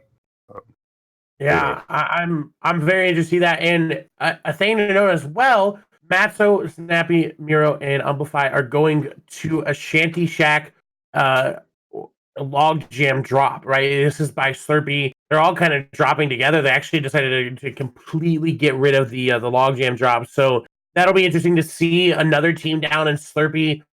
We see, I think in the top right-hand corner, a squad nearby that will contest. Airwax and Company seem to be good inside of Risky Reels is the name that I'm looking for. And now this is something I want to talk about. Zur and company, this is something that we've seen them do in the last series. Is they go to Pleasant, but they send 2 players to this bridge to get that free 100 shield because of that slurp truck.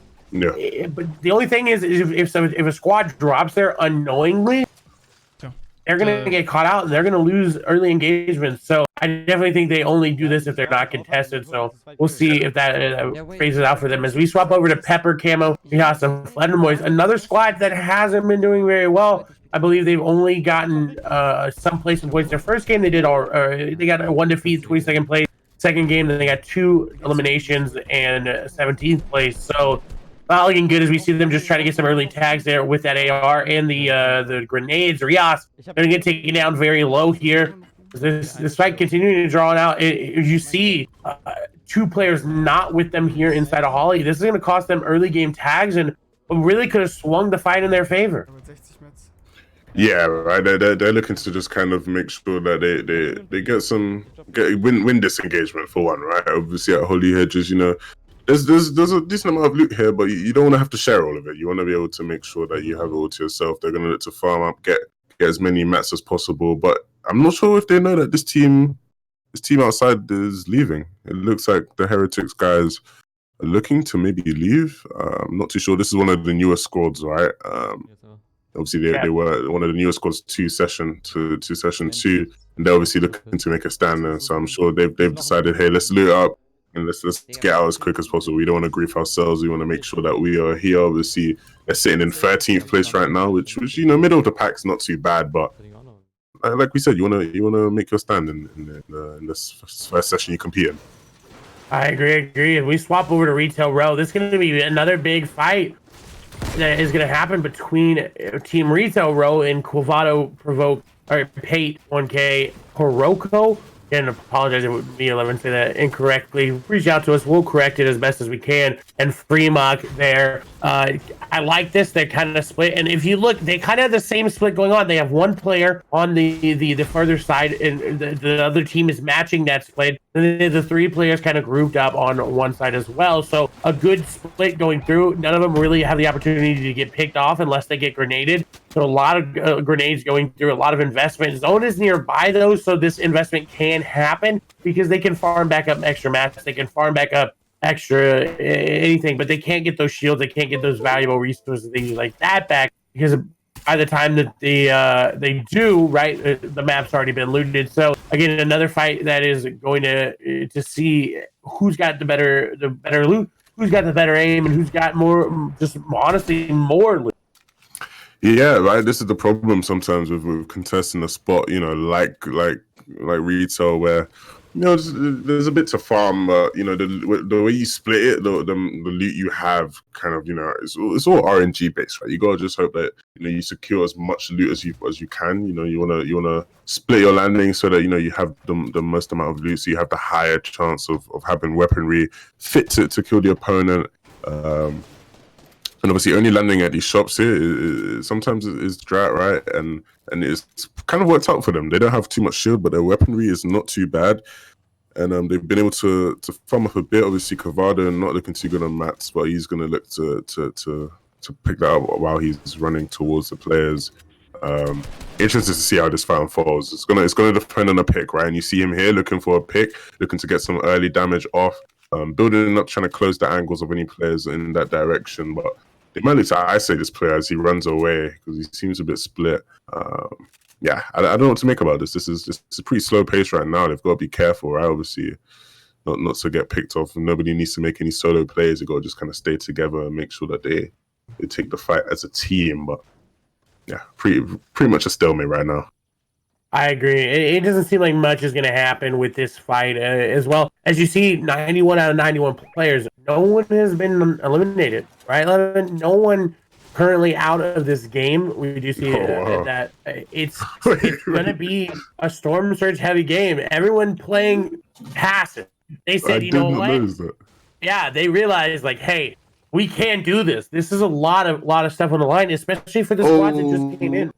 As we see, Wash Nappy going to be the first player taking. You know what? I take the blame 100% on that one.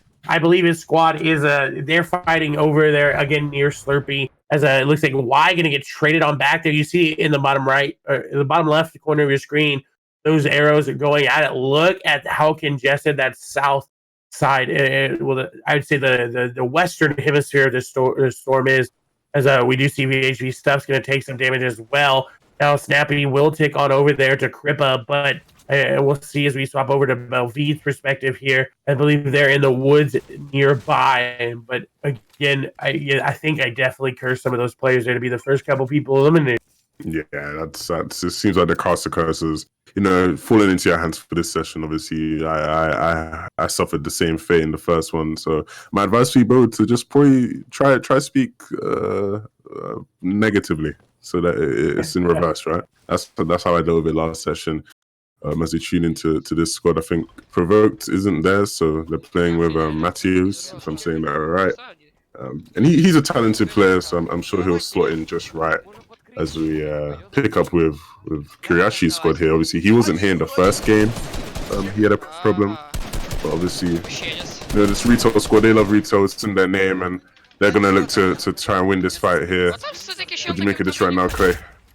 I think they know how to fight here, and it's going to be very good for them, especially because they have named themselves Russia Retail in the past. I do see that T-Chub and Crippa are going to go down in favor of Masomiro and Amplify, so they may be able to pick up Wash Snappy there. As an RPG comes in, Stormy Ride seemed to almost basically jump over that. You might kind of take that one for a rocket ride and say, heck it, let's get some action going as we see Janet's gonna go down there. This is exactly what this team does. They just run at you, and they do a very good job of this player caught on top of a trash can. You can call him garbage there, but he manages to turn it around there, pay 1K. Says, you know what, Clay? No, I may be on top of garbage, but I am nowhere near that. As we see him gonna take down one, but he will be eliminated in return. As we see Nebby and company on the left-hand side, they are gonna go down there. I believe that's gonna be Train Age Falcony, so that's gonna be Metro's squad, and this squad looks very similar to Metro's squad. They just absolutely dominate you. They get in your face. They take everything they can. As we do see Metro gonna take down a player there. Nebby and company are all going to be eliminated, as Metro and company now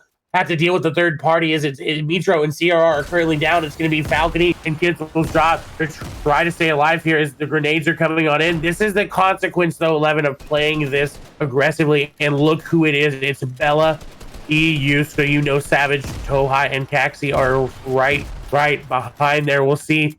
Drobin is going to go down there to Scepter. So that fight did culminate here. This one trying to pick up Metro. They're trying, literally, I think he's got 2 HP in terms of the res. They are going to be able to pick him on up there. Snappy going to go down there to Stormy, right? So the retail row fight happening. And look, that squad, the third party said, you know what, zone's coming in, we're out. So even though they lose CR, even though they lose their aim assist, they do manage to pick up 4 eliminations, and they are relatively healthy here, Levin. Yeah, it's that squad, right? Is the squad we say. They're very intelligent. To stay alive, they value placement very heavily, and I think they're aware of the fact that, hey, the zone is maybe a ways away, so we should probably just leave, take what we got. They picked up CR, and I'm sure CR will be picked up, right? He'll be rebooted, but they don't care because they got the kill point for it, right? And I think they're satisfied with that. They're gonna go. Obviously, that retail fight did end, and it seems like wait, is this a third party coming in? Yeah. So. Oh, wow. The third party just came. Yeah, that was, we came in right at the right time to catch the end of it, but, sometimes that happens. There's always a lot of action going on around the map. Like, Kutrick, Karachi, Stormy, and Siberia, Jake say, you know what, you may land retail, honey, but we are still the dominant team there. I think they rotated in even from, I think, Lazy Late. So they're looking very, very good here. Dominant. Again, this squad, though, I would say is the Russian version of Metro squad, right? They play very aggressively, and they sometimes too aggressively, and it costs them. So they have to measure their aggression. Again, it's going to come down to when you need to be aggressive versus when you cut back. We're looking right now, obviously you wouldn't be aggressive. We see that one player in the zone, but they're saying, you know what? We need to rotate the zone. We are thousands of damage above Storm Surge, and they will not have to worry about that at any time. So they're looking good. They're looking like they're not being too crazy aggressive, and they're looking very, very much in form here into this game. Yeah, it's looking great. Obviously, you see they have nothing to worry about. case of Storm Surge, right? Look at them, 1,500 above. That is, it's rare we see a number that high, right? When it comes to Storm Surge, they're gonna have to go through Lazy Lake. Actually, I'll be interested to see if they maybe avoid that because there's obviously people in there.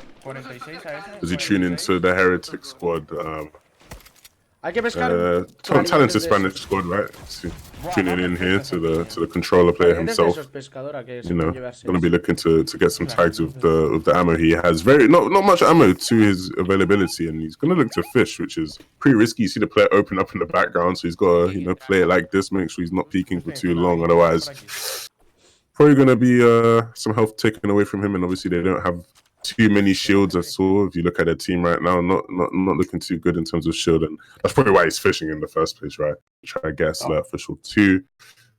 Oh, 100%. That's right. You get ammo as well, mats for fishing. As we see that shot going to show that Chappis and company are trying to rotate in from the zone, right? They just got in. They're going to take down one player as well. K-Slide trying to stay alive. Wakey moving out that interceptor. K-Slide trying to get back to his team. His shot's going to continue him through. Tin Pepper going to go down there to CR, so the controller players at it again. We'll see K-Slide is going to manage to take some time to reload that shotgun, but he's still got a player just on the other side. Look how many players are outside of the zone. There's so many. There's 1, 2, 3, 4 right now.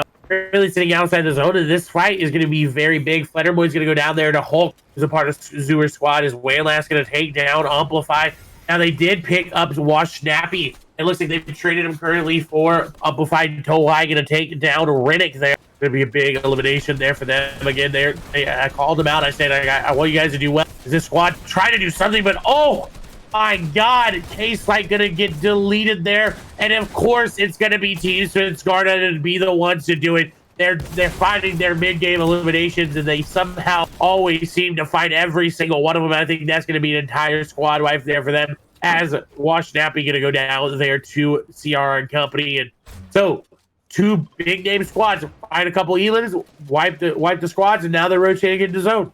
Yeah, their backs were against the wall, and they were able to, come out on top. Obviously, the game's not done yet, though. They to gather themselves, and it's difficult rotate. Obviously, really intelligent here from Ritz to kind of swim underneath, and I think his teammates are following suit. Obviously, see Beehive down below.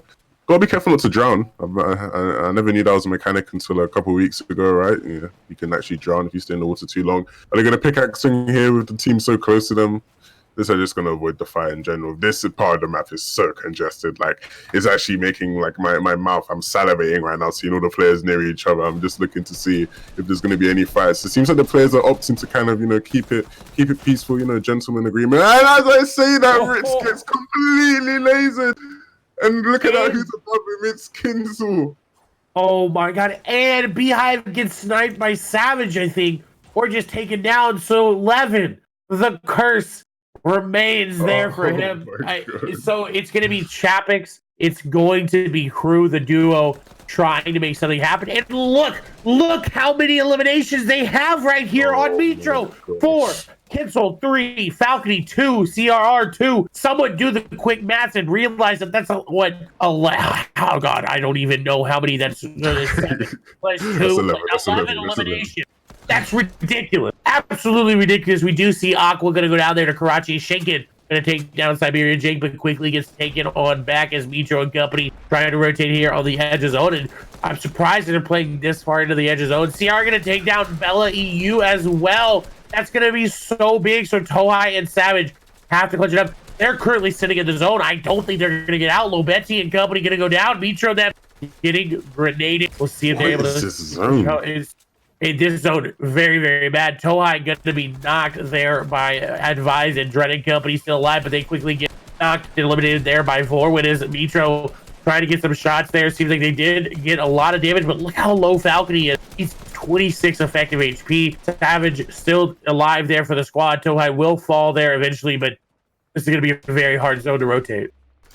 Yeah, and just look at how many players are zone, and they're going to have to go uphill, which is never see Mitra and company playing so aggressively and Falconly overextending, it seems, there as he falls, and now they're kind of at a disadvantage. But when they're on fire like this, you can never count them out. They're going to look to try to rotate in finally, and it's going to be, you know, it's going to be difficult, but I think they're just going to kind of take other people's, you know, builds and use that to rotate in. And as I say that, you hear some damage going off. Yeah, it seems like they found a lucky place, actually. They've kind of just gone all the way around their hill. It seems they're going to get this pretty free. And it's just so interesting. Yeah. Those are definitely the right guys to follow when it comes to rotations, as they do it so well. Be interesting to see if they eventually engage with each other as we tune into Hunter's squad here. And Hunter falls. Yeah, you know what? I love him. The curse still remains. As it's going to be Kinsel knocking him. As Mitro going to take down Crew. Chapek's going to get taken down there by CRR, but CRR currently down. This is all their game. This is 100% their game. Mitro says, don't worry, CRR. I'll show you who the real carry is, and literally is carrying him into zone. Kinsel right above him as they're going to get tagged up. Mitro says, wait, get off my back real quick. I'm going to leave you. And I think they're going to have to sacrifice their aim assist to just try to get into zone, as we do see Anas going to be the one to take him on down. But Anas going to get taken down there by Kinsel. Mitro trying to make his way on through is going to get taken down, and this is the cost of being too aggressive. You do get eliminated, but look, they're fine with it. They currently have 14 eliminations. They still have Kinsel alive, so they can continue to go on through. We do see Hunter, Podicide, Squawks, and Orcs currently sitting on top. Savage has been eliminated there, so that will be the end of the squad for them. But this is all about Mitro and company. I mean, if Kinsel is able to stay alive, I don't actually see him on the map anywhere. If I'm looking closely, I think, unless he's just out of the view, I think he may have just gotten eliminated there, but I'm not too sure. Do not quote me on that, as we do see Rezumi and company on the very low and company in that mid ground there, right above, behind Squawks and company. They're gonna have to find something. Now, Trox and Andretta did go down, so Mexi and iDrop hoping to not drop themselves. We'll see, as we will have moving zone with 32 players, so a couple players need to go down before that Storm Surge threshold decides it doesn't want to do any more damage there. Zone pulling off the mountain, and I guarantee you, 11 moving zone is going to go right back up it. Yeah. You're really great at reading that zone time. You know, we'll see though. Maybe the caster curse passes back over to you as we pick up here with this squad. And it seems to be a common pattern. They seem to end up in shambles quite a lot here. Obviously, Trox and Andretta falling, which means it's just iDrop and Mexi, and Mexi's not looking good whatsoever. Obviously, 37 builds. Finally getting some bandages, going to be able to top himself up to 75, but they're just looking to try to get kills on people rotating in. As we see, there are so many players that have to rotate in. Look at the east side of the circle right now, of that 50-50 circle. East side is looking pretty free, whereas the west side is looking ridiculously packed. So I'm sure we'll see more and more action for Clay to kind of break down in just a second, but wow, this is getting pretty intense right now, right? We have 30 players left, but with all of them so close to each other, it's going to be pretty interesting to see how this one unfolds.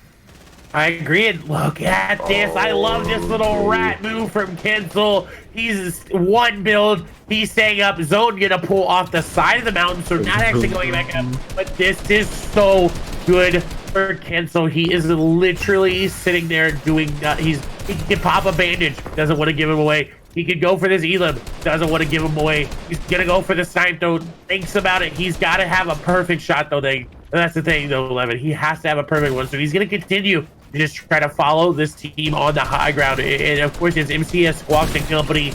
As they're going to find him on out. Hunter going to sniff out the little rat there as Kinsel try to clutch it up. Maybe got some more placement points as we swap over to Artur and company.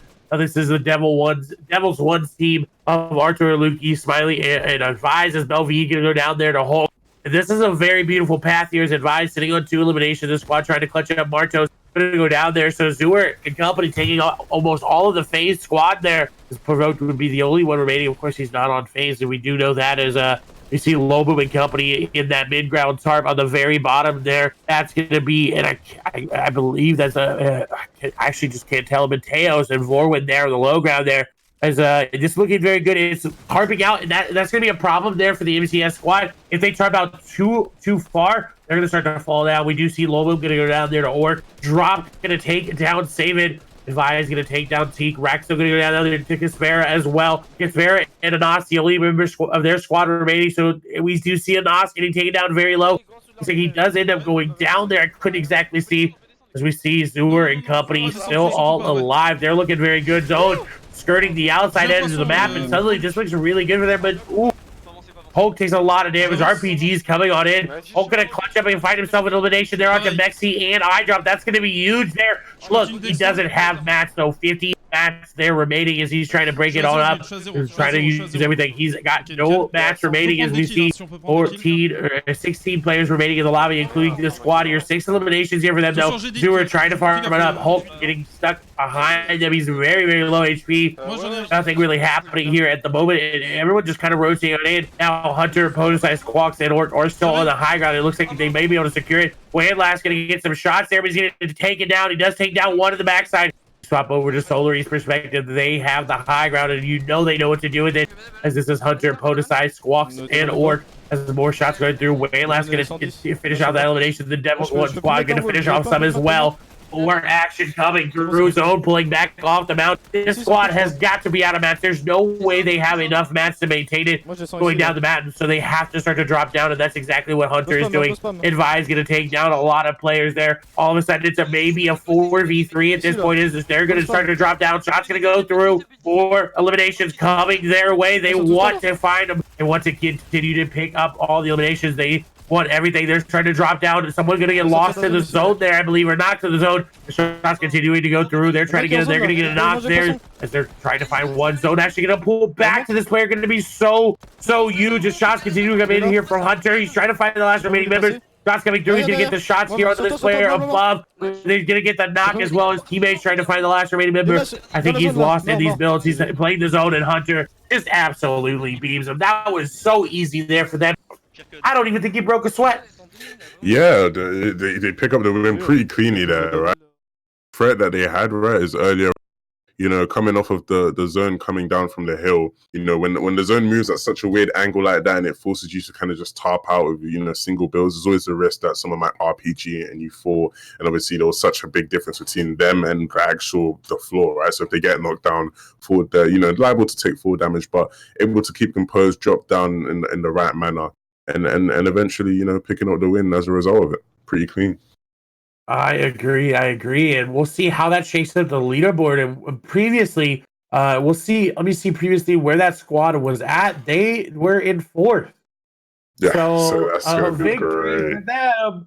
They might move up to 1st. We talked about it. The top 4 teams in the last leaderboard where their average placement averaged out to within the top 5. So it's been ridiculous. Wow. Great games all around. I'm very surprised that Metro and them lasted as long as they did with how aggressive they were. Crew and company got cursed there by 11, right? You know, sometimes it happens, you know, caster curses are real. They do happen. You know, unfortunately it's the name of the game. But we'll see how they come back for it. Again, they had a very phenomenal session last turnaround. They got, I think, 738 points. So, of course, they're looking to beat that. But I'm going to be honest, if Airwax and company continue their pace as well, they're looking to beat Mongrel's record as well. So it's gonna come down to the last remaining games, and the leaderboard is updated. And I'm actually kind of surprised as now all of a sudden Trox and Dretta, iDrop, and Mexi are in 1st place. Oh, wow. Yeah, I think what we've seen happen here is on that leaderboard. Obviously, the Solary Boys, obviously the stream not being here with them today, they actually died to Storm Surge, I believe. So it's, you know, weren't able to pick up as many points as they would have hoped for, which meant that, you know, it kind of allowed things to level out. If you see the leaderboard right now, obviously the top 4 teams within, you know, about 40 points of each other from 1st to 4th, which is, you know, only a couple elimination points. So seeing Trox on top, obviously the game that they don't actually win or come second is a game that they are finally, you know, takes them up to the top of the leaderboard, which is pretty funny. But once again, man, really want to see more from a couple of these other squads, right? We've had some quiet games. Obviously, I know Provoke's squad isn't you know, performing as well as we'd expect. Obviously, Provoke's not here. We saw them be very aggressive in session 1, and obviously to only have 7 eliminations right now, it's kind of a surprise, right? They were They're one of the teams that were constantly pushing and making plays. Obviously, once again, the Veloz boys, best players, 28 eliminations.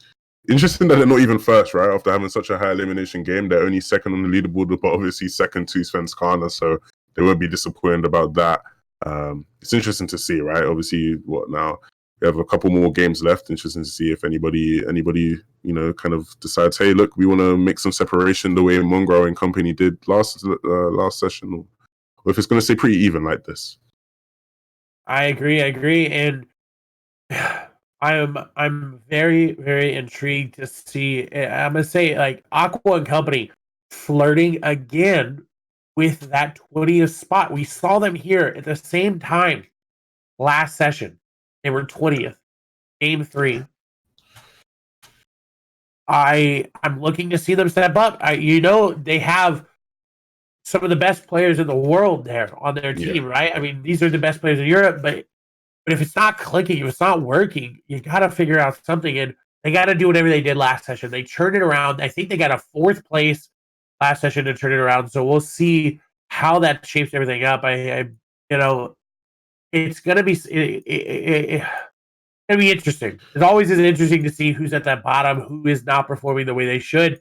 And like we saw last week, 4ZR, Norwood, and Dilix and DRG did not perform like they had been in the FNCS. So again, it's up for anybody's grabs. We'll see if the 5 new squads are able to clutch it up. Because currently, I believe out of the bottom 5, only one of the teams being the newer squad. So last session squads might be eliminated. Again, it's going to come down to it. 11. Who's your pick to win the next game? My pick to win the next game, I'm looking forward to seeing whether Mitra's squad keeps up the aggression and if it finally turns into a win for them, right? We've seen them get games where they have 20 eliminations and a win. We're seeing them pick up high amounts of eliminations, but, not able to secure the win there. So hopefully they can turn things around. Quickly back to what you said about Aqua squad. It's really disappointing to see because, hey, this is a stacks lobby with a bunch of competitors, right?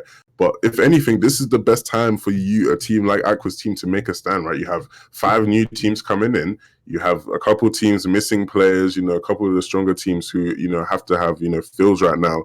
This is the time where they should be saying, hey, look, guys, this is our best spot, our best chance to make a stand, and let's go for 1,000 points the way Mongrel and company did. So to see them near the bottom, never nice thing. I agree, and I also agree, but I want to make a point. Even though Mitra and them are slaying out, guess who still has more eliminations than them? Svenskana. Yeah. It's only by 1, but Svenskana has an average placement of 7th. Mitra and company sitting in an average placement of 12th. So showing you can still be aggressive and still get those placement points. So they need to find something. They need to figure out a way to turn it around as the games are getting ready. I want to know, chat, who do you think is going to pick up this next game? How is it going to shape up? While we talk about the fact that you guys all need to follow WarLegend here on Twitch and, of course, on Twitter at WL Fortnite. Go show them some love. Make sure you stay because that's where the series or the series leaderboard will be posted after the stream. That will all be updated and, of course, posted on the Twitter. I'll probably retweet it. Levin will probably retweet it. Speaking of Levin, you can follow him on Twitter, Twitch, and YouTube at Levin2K. Go see what he's doing. Go see what's happening all around his social medias. You can check him out now at Clay Sailing on all social medias because, we both have the same idea of just put everything the same name everywhere. Sometimes you're able to get it, sometimes you're not. Luckily enough, we were. But great games all around. I have it. I mean, of course, there's some squads that are not performing to where I thought they were. But I'm going to be honest. Trox, Andretta, iDrop, and Maxi are kind of surprising me, Levin. Yeah, they're doing a great job, right? Like, it's always amazing when you have a fill and they can come in and elevate your team more, right? We've seen, some of these games, right? Some of the players have been in shambles. Some of them have been, even not there, not present during the end game. But Mexi's been there. Mexi's been holding it down. Obviously, Mexi, a very talented player, obviously on Team Secret. So they were lucky they were able to pick up such a talented player, right? When you're a top squad and you have a teammate missing, it's rare that you actually have another top player come in and fill in for you guys. So very fortunate there. And if they're able to get that highest point score with a fill-in, that is going to be pretty hilarious, if you ask me. Yeah, and what that just means, right? Would they play without their fill? Is it going to cause some drama? Right? Snake season. Is it going to cause some drama? Ooh, you know I love a little snake season action going on. It would cause some drama for me, right? If I if I was in a squad and then all of a sudden like we had to play with someone else and they were better than the person we were playing with, I'd be like, sorry, see ya. I'm good. Out. Bye. You know, it's at the end of the day, it's all about that 50,000 euros, right? It's all about that. It's about making the best possible thing you can. Again, of course, though, I think you got to stick with your squad, right? You got to build that rapport. You can have the best players on a squad, but it doesn't mean they're going to be the best squad, right? If that makes sense there. A little bit of just technical difficulties happening with the webcam. I think that's just Discord, I'm going to be honest with you. Discord seems to just not like our webcams. And, you know, it's okay. Discord, we still love you. As I believe we're going to hop into the games as they have been started. It's going to be crazy. The Ospawn fights. And I want to see where Matzo, Snappy, Miro, and Amplify drop because they've changed it up again for a third time. Yeah, this is becoming a bit hectic. I'm not impressed at all. I'm not pleased. I am not, satisfied with what I'm seeing out of them performance-wise. Yeah, maybe they need to find themselves their own Destiny Jesus or something because, it's clearly not working out for them strategically. Changing your landing spot so much is like, it shows a lack of preparation, if anything, right? Like, clearly something's not working out for them. As we tune in, watching all of these squads land in here, interested to see the common places we've been looking at, right? The places that are being contested, Retail Row, Lazy. Obviously, we've seen some fights towards Slurpee as well. So it'll be interesting to see who comes on top in these games. Obviously, last game, right? We saw the Retail fight took so long, and then they ended up getting third party, and both squads landed there, ended up dying anyway. So it'll be interesting to see if we can see something like that happen again. But what are your predictions for the early game this game? I think that Miro and company are landing on top of another squad again, and they just got elimination, so it's looking good for them. As we see Wave Janice going to go down there. Miro and company starting off this fight very, very good. They do take down another. Karma going to go down, and hold on. You said you wanted to see something out of him. This drop, I think, is one they've done in the FNCS, and this is the one they know as they take down another player. That's going to be Nebby getting knocked and eliminated there. So this is looking very, very good here for them. And Miro gonna get even more shots there down onto Magnus. And I think that's gonna be the whole squad wipe. 11. Wow. Suddenly they found their drop. See, this is the Costicus coming into reverse, right? This is where it's actually worked out for them. I'm not just this super negative guy that's ruining people's games. Finally gonna work out for them as I criticize them for not being successful at any one particular landing spot. They finally find some success, right? Now that they've got the kills, they need to, they're probably gonna have to kind of push towards Slurpee itself and get more loot. Obviously, they pick up the win in terms of the early game fight, but loot is not looking ideal. They want to pick up some more weapons, some more shields. As we swap over onto Sweaty, Mitra squad going to be so happy that they're uncontested now, obviously. And the Lex and company, not in this session because they, were eliminated last session.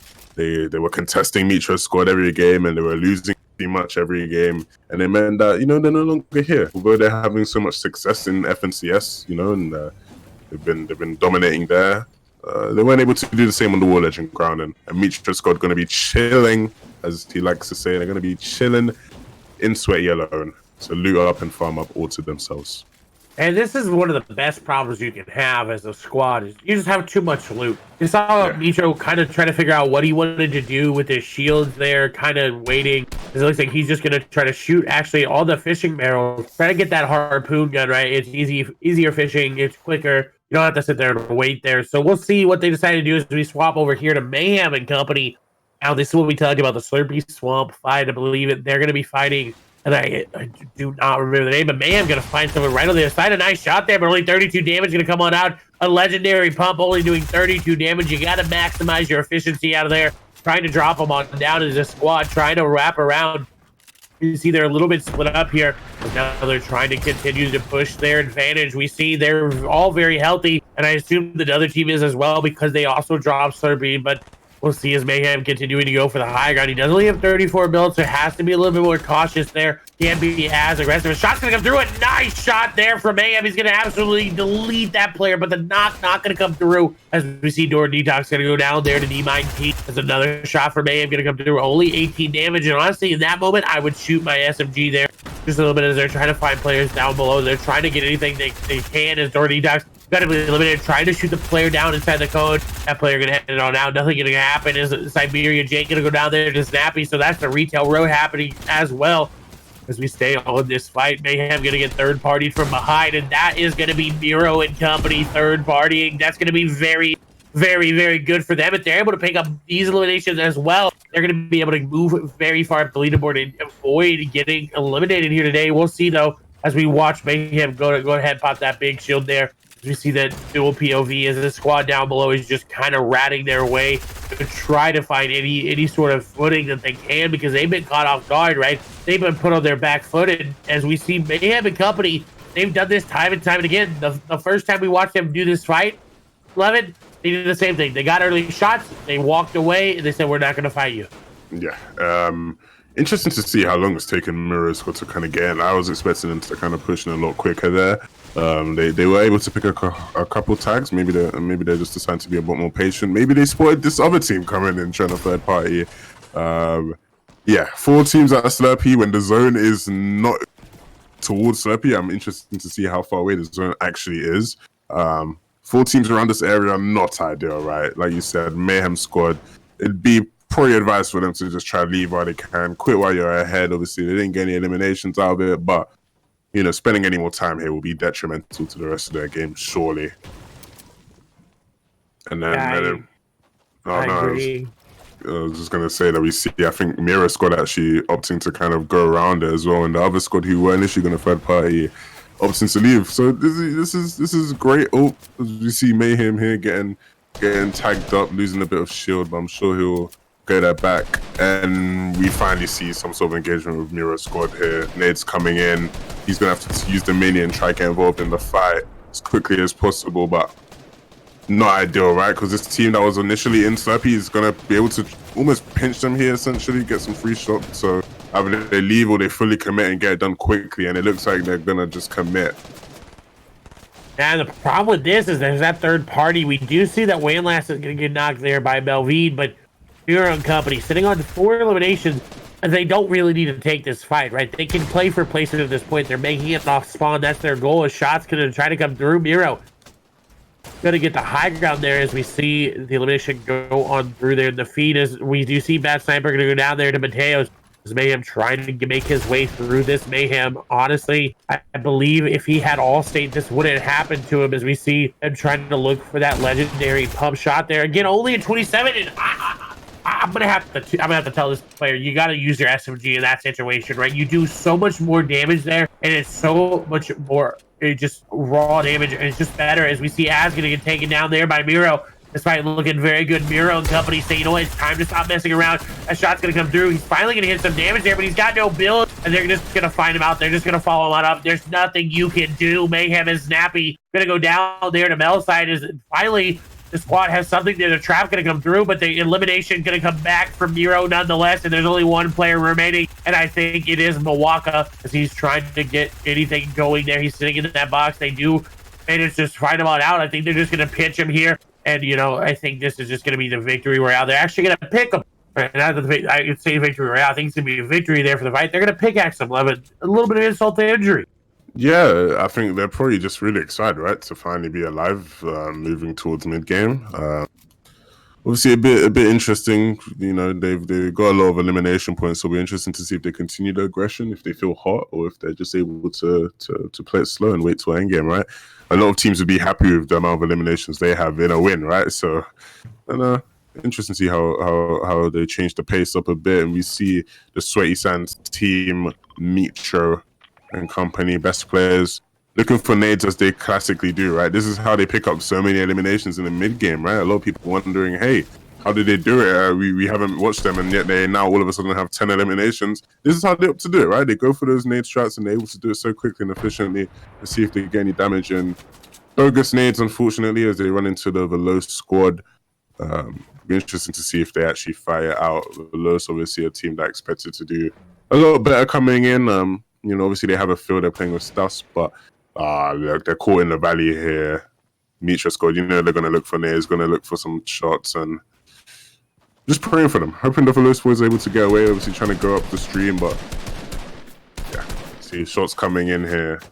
Ooh, but yeah, now they're gonna get third party 11. Like, and this is what we talked about. Like, anytime you try to take a shot, if you're not confident and if you're not doing it very like, because they seemed hesitant about that, right? They were trying to throw grenades, they were trying to take shots, and then players are capitalizing on that. And Churn, Ibohai and company gonna be in a fight as well. Ibohai did go down, but we'll see if his squad is able to clutch it on up. I think they're actually on the southeast side of Frenzy Farm. So the zone pulling to the north. So you know Svenskar are going to be very happy about it, as we do see Trox going to go down there to paint 1K. Wakey will be rebooted as well. So Team Retail Row doing very well as we move over to DV1 Smiley and company, as they're having a little bit of an engagement here inside of Risky. It seems like they're just going to back away here. They don't want to take this. They say, you know what, we're just going to play soft. We're going to play softly, not aggressively. We're going to slow play this a little bit. We're just going to make sure we get a nice center zone area, and that's going to be it here for this squad, as they look to just farm it up and replace all their walls. Yeah, looking to kind of up that map total, right? When you don't have so many elims, you want to make sure that you're good on everything else. Obviously carrying that bandage cannon there, it's funny how it shows that it's 2 when it's just 1. Yeah, looking to maybe pick up some tags. Obviously, looking at the player count, 66 alive. Storm Surge, may come into effect in some of the later zones. So looking to pick up as many tags as possible. I agree. We do see the Velocix VHV team up there, the north. I would say the north side of the zone, right? You see Kripa all the way up there as well. Going back over to the DV1 squad, who's doing nothing really inside this box, other than just trying to get some sorcerer's tags. It will affect them a little bit, but not too much, as we just see 66 players. So moving, I believe the next threshold is 50. Is now they're going to get grenaded. It looks like they're just going to be able to sit here just fine, as we do see D-Mine Evil going to go down there. As I believe they're in a fight there with Aqua's team. I don't know exactly where that fight happening, but this fight looks to be happening, and I think this might be Mitro Squad with the way they are running at this team. I think this has to be them, as grenades are coming in, RPGs coming in as well. Smiley trying to be, yep, I called it 100% double RPG coming in. This is Mitro and company, as they're looking to try to get some shots here. Falcony going to go down there from T-Chef, who's from above, and this is the price you pay for being too aggressive, Levin. Yeah, obviously this is something we see a lot. Obviously similar last game, right? They were stomping on kids, and Falcony overextended, got a bit too greedy, and he fell. I'm sure that's something they're gonna, be telling him to be careful of going into the future. Obviously able to pick him up now, but they're gonna have to hope it doesn't happen again. Maybe they're gonna have to calm down a bit, as there's a lot of players around them, right? Which means they have less space to work with. But nades coming in and players taking damage, and Falcony getting re-knocked and completely eliminated. CR and Kinzel losing health, and Kinzel completely eliminated as well. Not looking great here right now. Yeah, not looking great at all. And this is the consequence of being that aggressive. They didn't need to push this team. They didn't need to do anything. They had a nice spot in zone. They chose to push the team, and now they're going to have to lie in the bed that they've been dealt. They trying to build it out here, though. Mitro managing to stay alive. He does have a lot of big shields, though. CR is nearby. They have saved the aim of this player for now, as they're trying to find players down below. Shots continue to go all around. X ain't gonna get knocked yet again. She can get taken out as well. So that fight continue to happen. This fight looks like there's a couple different players. RPG gonna come down. They're gonna get a knock though. DV1 Smiley, hold on. What are you doing, bud? You can't be that much of a loot goblin right away. You gotta make sure that you own everything, and that's gonna be an elimination going on over. But let CR very, very low. Mitro is healthy, but CRR taking about 20 HP. Again, this fight did not have to happen. They just got so aggressive. Now, interesting to note, Ibu High was rebooted there, so that squad has a chance to get a lot of points as they're rotating in from the east side of Frenzy Farm. As you see, I think that's actually them right there on the map. You see, as we see a couple different perspectives. This is of the Devils 1 squad and Nitro and CRR, as they're trying to find any sort of little footing that they can to try to get either some eliminations, some extra mats, or something. But again, they did need to take the site 11, and it's showing that they are playing way too aggressively right now. Yeah, they are. You know, we've only 2 of them alive. They're not. You know, taking it a bit slower. Obviously, the two probably most talented players on that squad, right? CRR dubbed as probably the best controller player in EU, and Micho, a legend of the game. Interesting to see if maybe they decide, hey guys, there's only 2 of us to slow this down, or they say, hey, no, we do what we do best and we frag out. I agree. As we swap over here to Ibu High Company now, they managed to make their way all the way into Risky, and this is going to be interesting as they're continuing to be aggressive. We do see Mapso going to take down, I could not see, 7 Tor for the Surfy Swamp team, going to get taken down there as Orc. Actually, big elimination going to come through by Snappy, who gets the elimination there into the zone. This is the Ibu High Company continuing to seem like they're going to be aggressive for this loot, right? They're spending a lot to try to get Ibu High, maybe lagging just a little bit there. As you see the edits going through, most of those builds would have placed there, but they go ahead and pick up some extra mats there. Now they're looking really good. They have a lot of shields there on the team. They have extra rockets as well. This is looking good here for the squad love. Yeah, it's not looking bad at all. They seem to be okay as a team when it comes to the loot. We see a lot of explodes on them right now, grenades, RPGs, and they're just looking to tunnel into the zone, and they're gonna just pray to the gods again. And you hear him call it. They want to get angry. They want to double RPG. They want to take this team out. They think it's an easy kill. It'll be easy to see if they are successful. He's trying to mark the wall, not too successful in that, and he ends up coning his team there as it happens. But see if they get any tags. No tags for them there. But good attempt. I agree. You gotta be willing to take attempts like that. It doesn't really cost you much, as we do. I think see Waking in an elimination. So Team Retail Row doing very, very well. Again, that's actually, I don't know if that's their team name on the leaderboard. I believe it's RSWD, but their Team Retail Row in my hearts as we move over to Miro and Company. Now this is the story of this match. They made it off spawn. Now they have 9 eliminations. 11. They made it out of their spawn. They made it out of their drop spot. They have 9 eliminations. They are going to be the only squad on this side of zone. As you see, TV1's Lukey going to go down there to Kispera. As that, well, we just saw it. We talked about how they were looking for those picks, and now they're going to find them. As it seems like grenades or something is being dropped there. The RPG going to be picked up here by Miro as they're trying to rotate in. They have this entire zone to themselves, other than T-Chubs and Company's squad there on the ultimate high. This is a very free rotation for them. Yeah, I'm interested to see, right? Even back then when they were taking shots, I wanted to say, whoever the IJ on their squad is needs to say, guys, wait a minute, we are completely free to rotate in. Let's go straight in, and they did, right? They got in, and now they're chilling, right? Nobody's really contesting them on this side. I'll be interested to see if they look more to their north and notice that there's not even anyone really on the north. Right? At the very top of the zone, you see that squad with the yellow arrows there, but they're pretty free on this side. So interesting to see what they make of it. They'll be praying for 50-50 for sure, but look at the other side of the zone, right? Look at how contested, look how packed that is. 47 players alive. We see Airwax falling, right? And he gets completely eliminated, which is not going to be good for that squad going into endgame. Belvin squad here doing pretty good on elimination. 7 eliminations for them. They have a nice little top setup here. A lot of control, and these guys are very aggressive, so they're gonna keep looking for tags, keep looking for kills. They look to rotate to 50-50. Yeah, and I called it out wrong. It's actually the one team that was on top. That was Crew, Chappies, Beehive, and Ritz. So they all have to rotate. Luckily enough for them, everyone's going to be more focused on trying to eliminate the players already inside the zone. Now we do see Nitro is the only one alive. His shot's going to come through. Camo going to get tunnel vision as all of a sudden Melvin and Mateo say, hey, what's up, buds? And they take out this entire squad so far.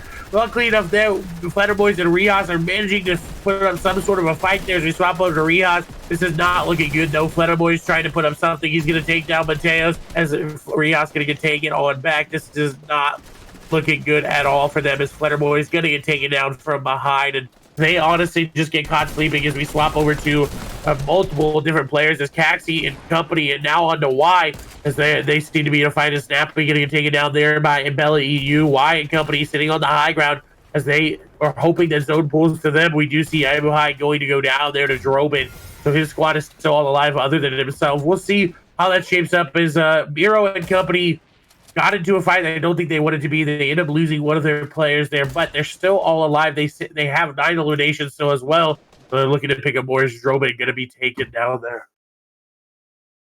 Yeah, it's looking pretty good for them right now. Obviously, you see all the way on the other side of the zone, T-Chub squad posted up in a high ground position, and it's just going to be a battle to see who can keep it. And it looks like they're opting to go around a bit. Yeah, it'll be interesting to see who gets zone. That's going to determine a lot of who's able to maintain the high ground. Nades, a couple nades coming in, but you know, baby's work. Nothing too much to fear. And Waze needs to be careful. I don't think he realizes those guys are still up there because he was kind of peaked up pretty far. And look, you see a couple shots coming in and shooting into Savage's squad. Right, they're looking pretty good. Good to see all 4 of them alive, and we're interested to see if they can make any noise. They're really good at rotating. Looks like Savage is going to be able to take the lead here. Well, they're determining, and it looks like Bella's going to lead. So they're going to drop their hard mats over to him. He's just going to channel out for them, and as they look to pick up a couple more eliminations, right? As this team, they have 0. And, even if they do get a win, you want to make sure you fire a couple eliminations to put yourself in a good position on that leaderboard. And as they fall down to the ultimate low. Yeah, this is always interesting to watch because they have very set roles. Savage is always the one that watches the backside, make sure that no one is coming on in. Bella is always the tarper going on out, and then of course they switch on out depending on match. Savage is going to get caught out a little bit there as he's dropped down. He's going to get separated just a little bit, so he has to use some of his own match. As now he's finally back on to him, so we do see that do well, but Beehive is going to be knocked there as Crew, Chapix, and Rich are trying to make their way on in. There's a player that seems like they're on top of Toai and company. There's someone right above him. Maybe go for the edit trap down play as Rich going to get taken down there by Wakey as well. Crew is trying to make something happen there. As we'll see if they get anything out of it as more players are continuing to go down, so continuing to go against them. Savage going to use this harpoon gun to try to pick up anything. He's going to pick up an RPG as well. Bella going to get taken down in the meantime. Crew and Chapix are doing really nothing. I haven't seen anything, but no, Crew going to get taken down there by Lolboom, and Chapix, the only remaining member. We'll see. Does he have a clutch of? Is he able to do anything? There's Savage going to get taken down as well as Tohai and Caxi, the only remaining member. As we swap over to this perspective where you can see that I cannot tell who is on the high ground. I believe that's Rezumi and company as Y trying to rat his way through the bottom. He's going to get taken out there as Miro, Amplify, and Matzo trying to make something happen as well. They're looking very, very shambles right now. 3 mats here for Miro. He does have the RPG now. Shot's going to go through. They're not going to connect there.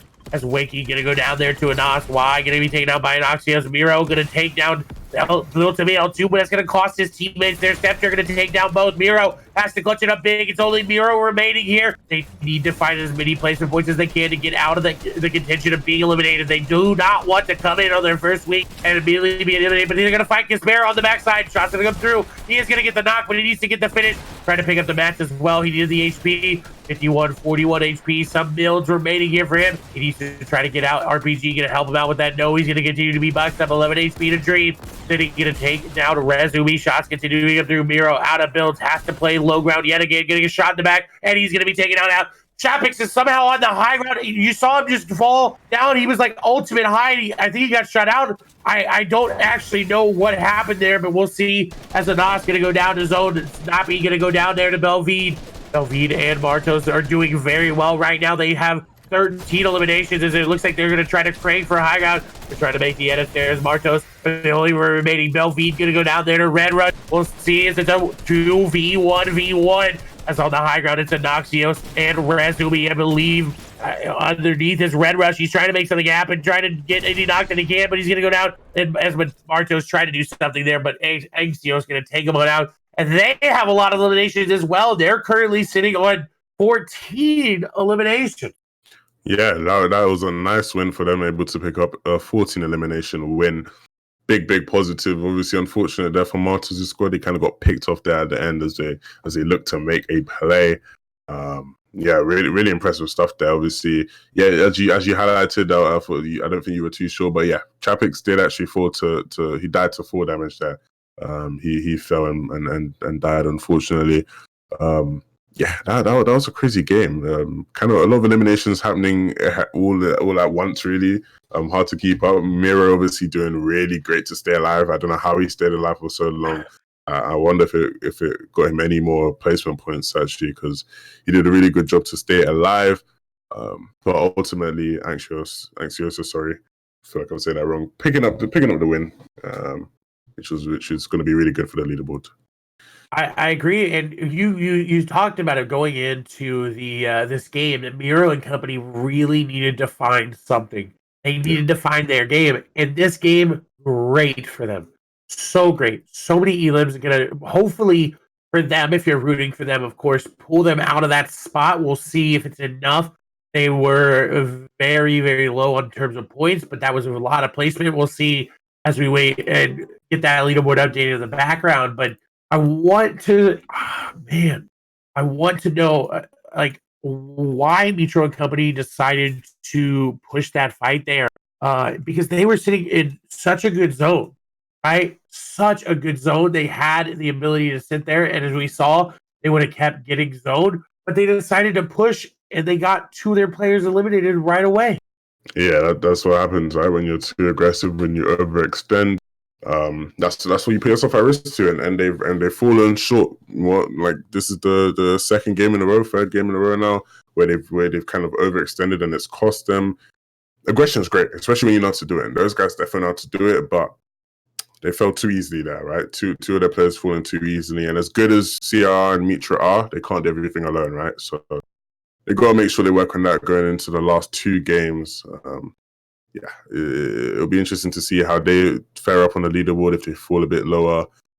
If they're able to beat their score from last time, right? I was hoping that they'd come out and ball out, but not looking too great for them so far. Yeah, and but you know they started off with a phenomenal first game, and kind of after this haven't been having the best day, but still way better than I would ever play. I think I think we might have a clip there. I'm not too sure about that, about how Chapix ended up going down, but it seems like he actually ramped all the way over high ground. Nobody saw him till the very end. He had, I think, 17 floppers or something at one point. And That's so crazy. he ended up getting, I think, 11th place there with that. It is definitely reminiscent of the TwitchCon redeploy meta that we saw back in the first TwitchCon. But Yeah. you know, sometimes you gotta try to pull out all the stops. It was very interesting to see what he did there. As you know, it's just something you got to pull out. We talked about he's got that clutch factor and thinking, hey, I'm just gonna build straight up. No one's gonna see me. I guarantee you, no one's really gonna see you, right? Like it's pretty obvious, and everybody is really focused on getting to zone and worrying about players down below. So. A very good play, but it doesn't end up working out for him. Yeah, you know, it's good to see them, you know, trying making plays in the end game going forward. That obviously disappointed that they weren't able to do a bit better there, but I'm sure they won't be too upset, right? They're good at keeping very level headed, and I'm sure going into the next games they'll be confident that they can pull it back. Obviously, nicer though to see some of the players who haven't been quite, you know, dominating. Happy to see them have some good games, and hopefully it leads, it kind of levels out the leaderboard, you know, just that bit more as we see the clip here from Traffic. Oh my gosh. He's literally just ramping up. He's got so many floppers, and look, he's gonna look down here in a moment, and you're gonna see just how far above he is. Right? He's getting point after point after point, and he's literally just skybasing, and it's going to be low moving company that find him out, but this is, you know, just ridiculous. He does try to go for the Hail Mary last attempt shot here as he ends up getting dropped down, but look at this. He is so far above. No one notices him. for so long. This is, yeah. I'm flabbergasted. He goes and gets all the way, I think, to 11th players before he gets shot down there. As he decides to try to go for the Hail Mary shot, he kind of backed off there. I think he ended up getting 5th place there. As I think the leaderboard has been updated, and we'll swap over there, but it's gonna be so heavily in Stuttgart's favor. But there's a new team at the top, Levin. After that play, I mean, that's crazy. But the team that got that victory out, biggest bots, Rezumi, Scepter, Anxios, and Loro, take home first place with 14 eliminations. That's going to be great for them. They're going to be very pleased with that. Yeah, great game from them. They were able to pick up 14 eliminations. End of it. Kana. I still can't get over that Chapix play. That is great. Sky Basin, and you see the comms, right? They're laughing, right? They're having a short time. They're enjoying themselves. But yeah, the leaderboard looking how you'd expect it to. Obviously, nice to see Biggest Watts in first place though, but the rest of the leaderboard shaping out to be, what I think it will end up looking like by the end. Anything you're surprised about? Yeah, I was gonna say a team I'm surprised about, and I'm not too surprised. But after their first game, they've kind of found their stride. Is the team of Casper and Asai and Jenny, and I talk about this a lot, right? I say their names because you gotta keep your eye on them. Look, they have an average placement of 8th place. They are sitting in 6th place right now. Their first game they got 19th place. Their second game they got 5th. Their third game they got 6th. Their fourth game they got 4th. So they're doing very well. This last game, 4th place, 14 eliminations, 11. So a very good game. But I want to say in 18th place right now, moving out of 24th, I believe it was, or 23rd, is Pleasant Bots, which is Miro Amplify Matzo and Snappy as we swap into the game. In 13 eliminations, 6th place there. And they're gotta have a roll off that, right? They're gonna have a little bit of a hype advantage going into these games as we swap over the perspective. It's gonna be those off spawn finds 11 and who is able to clutch it on up. Yeah, it's gonna be interesting to see how this plays out. Noticing a couple cool landings here. It'll be interesting to see, right? Like you said, the fights we've been seeing, if they play the same way, right? Obviously, going into the 5th game, players are looking to kind of maybe change up strategy a bit. If things haven't been working so far, as we tune into Red Rush, and he's in the middle of a fight here over at Retail Row. Fight we've seen happen a lot so far this event, and see who comes on top. I agree. They already have an elimination here, but Drobin is essentially a non-factor in this fight. Red Rush has only a pistol. Drobin going to be knocked there by Stormy, right? Is Red Rush going to get caught off guard as well? Suddenly this fight looked good for them, and now it's not. Is Snappy going to get taken down as well? Wakey, the only remaining member, and he is nowhere in this fight. But this is okay, because as you see the third party starting to come in, Wakey has about 90 seconds remaining on those reboot cards, so he has to just sit here, wait. If this fight takes longer, obviously he won't be able to get him, as he's going to try to get some grenade tricks. Of course, that's Pay 1K and company. Again, they changing up their drop. Usually they drop Misty Meadows when they have 2s, but changing it on up as we see Pate going to get some shots there on to Free. Was trying to follow actually Fremont because Karachi very, very low. Putrick and Stormy Rides trying to get lost in those builds. And this is where Wakey could take his advantage and just kind of sneak on in there, sneak some grenades in there as well, as he's going to get some there. Karachi going to be eliminated there by Pay 1K. Hiroki trying to get on in as there's a player down below. They're trying to get him, and they are going to finish him on off. So Team Russia Retail will not be able to get any points. So really, this game, they got some eliminations, but other than that, it's not going to be good. But I talked about it, Levin. This is really good for Wakey. Yeah. He's going to be able to just kind of wait it out. Wait for his teammates. We'll wait for everyone to leave.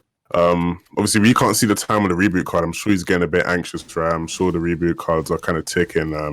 So he's going to hope that these guys leave as soon as they can, and he's already started to come in, and I don't think they've noticed. So he's probably going to be able to get them, reboot his teammates, and they're going to play this one out. But, once again, it'd be interesting to see if they notice the fact that he's in there kind of, riding his way around all the loots and the mats, and I don't think they have. So gonna be good for them. Gonna be good for Wakey and their squad. Is anybody gonna turn around and look? It doesn't seem like it. I don't think so. Yeah, I think he's actually got it scotch free. That's crazy. Yeah, and as we swap over here to Miro and company, this squad did very well last game, but can they continue it? They didn't fight off Spawn this time around. Seems like they just want to disengage. They've got that momentum. Snipe gonna come through. Miro trying to hit it, but it's so hard to hit shots in that water. You can't hear. It's very, very hard to aim, and so he's not going to connect there on it. Because we will have Storm Surge. I think this time around, actually, maybe not, I believe 90 that first one, maybe 70 the second. As we do see Stride, Oldsy going to go down there to Mayhem. Is this squad just going to farm on up? We expect them to do well as we move over to Belvita Company. We're rotating into Low Boom's landing spot, right? This is kind of big core gaming Low Boom saving. And what was Tux is now Stuffs as they're playing with the field today. This has kind of been them uncontested. And now as you're rotating on in, you're cutting into their loop path, you're cutting into their ammo. And we'll see, as it looks like those yellow arrows, if that is Veloz XPHG, it's looking like a very easy pinch that they're setting up. Yeah. Really interesting to see if they get themselves into this engagement here. Obviously, they're a very aggressive squad, so zero limbs on that. Zero limbs is not going to be satisfying for them, right? They'll probably want to get more, but yeah, Snap coming in, and I was about to say it looks like they're about to disengage, not look for the fight, but you never know, man. They might be a bit pissed off about that one. They might decide, hey, you know what, you guys just did damage to us, we're going to do damage to you. See here, Matzo picking up a kill in the kill feed on Azzy. But yeah, they're just gonna opt to keep leaving. The other squad's gonna keep their distance. But that snap was nice for them because they'll have some storm surge damage. Obviously, 85 players are left, and that's a really big risk right now, right?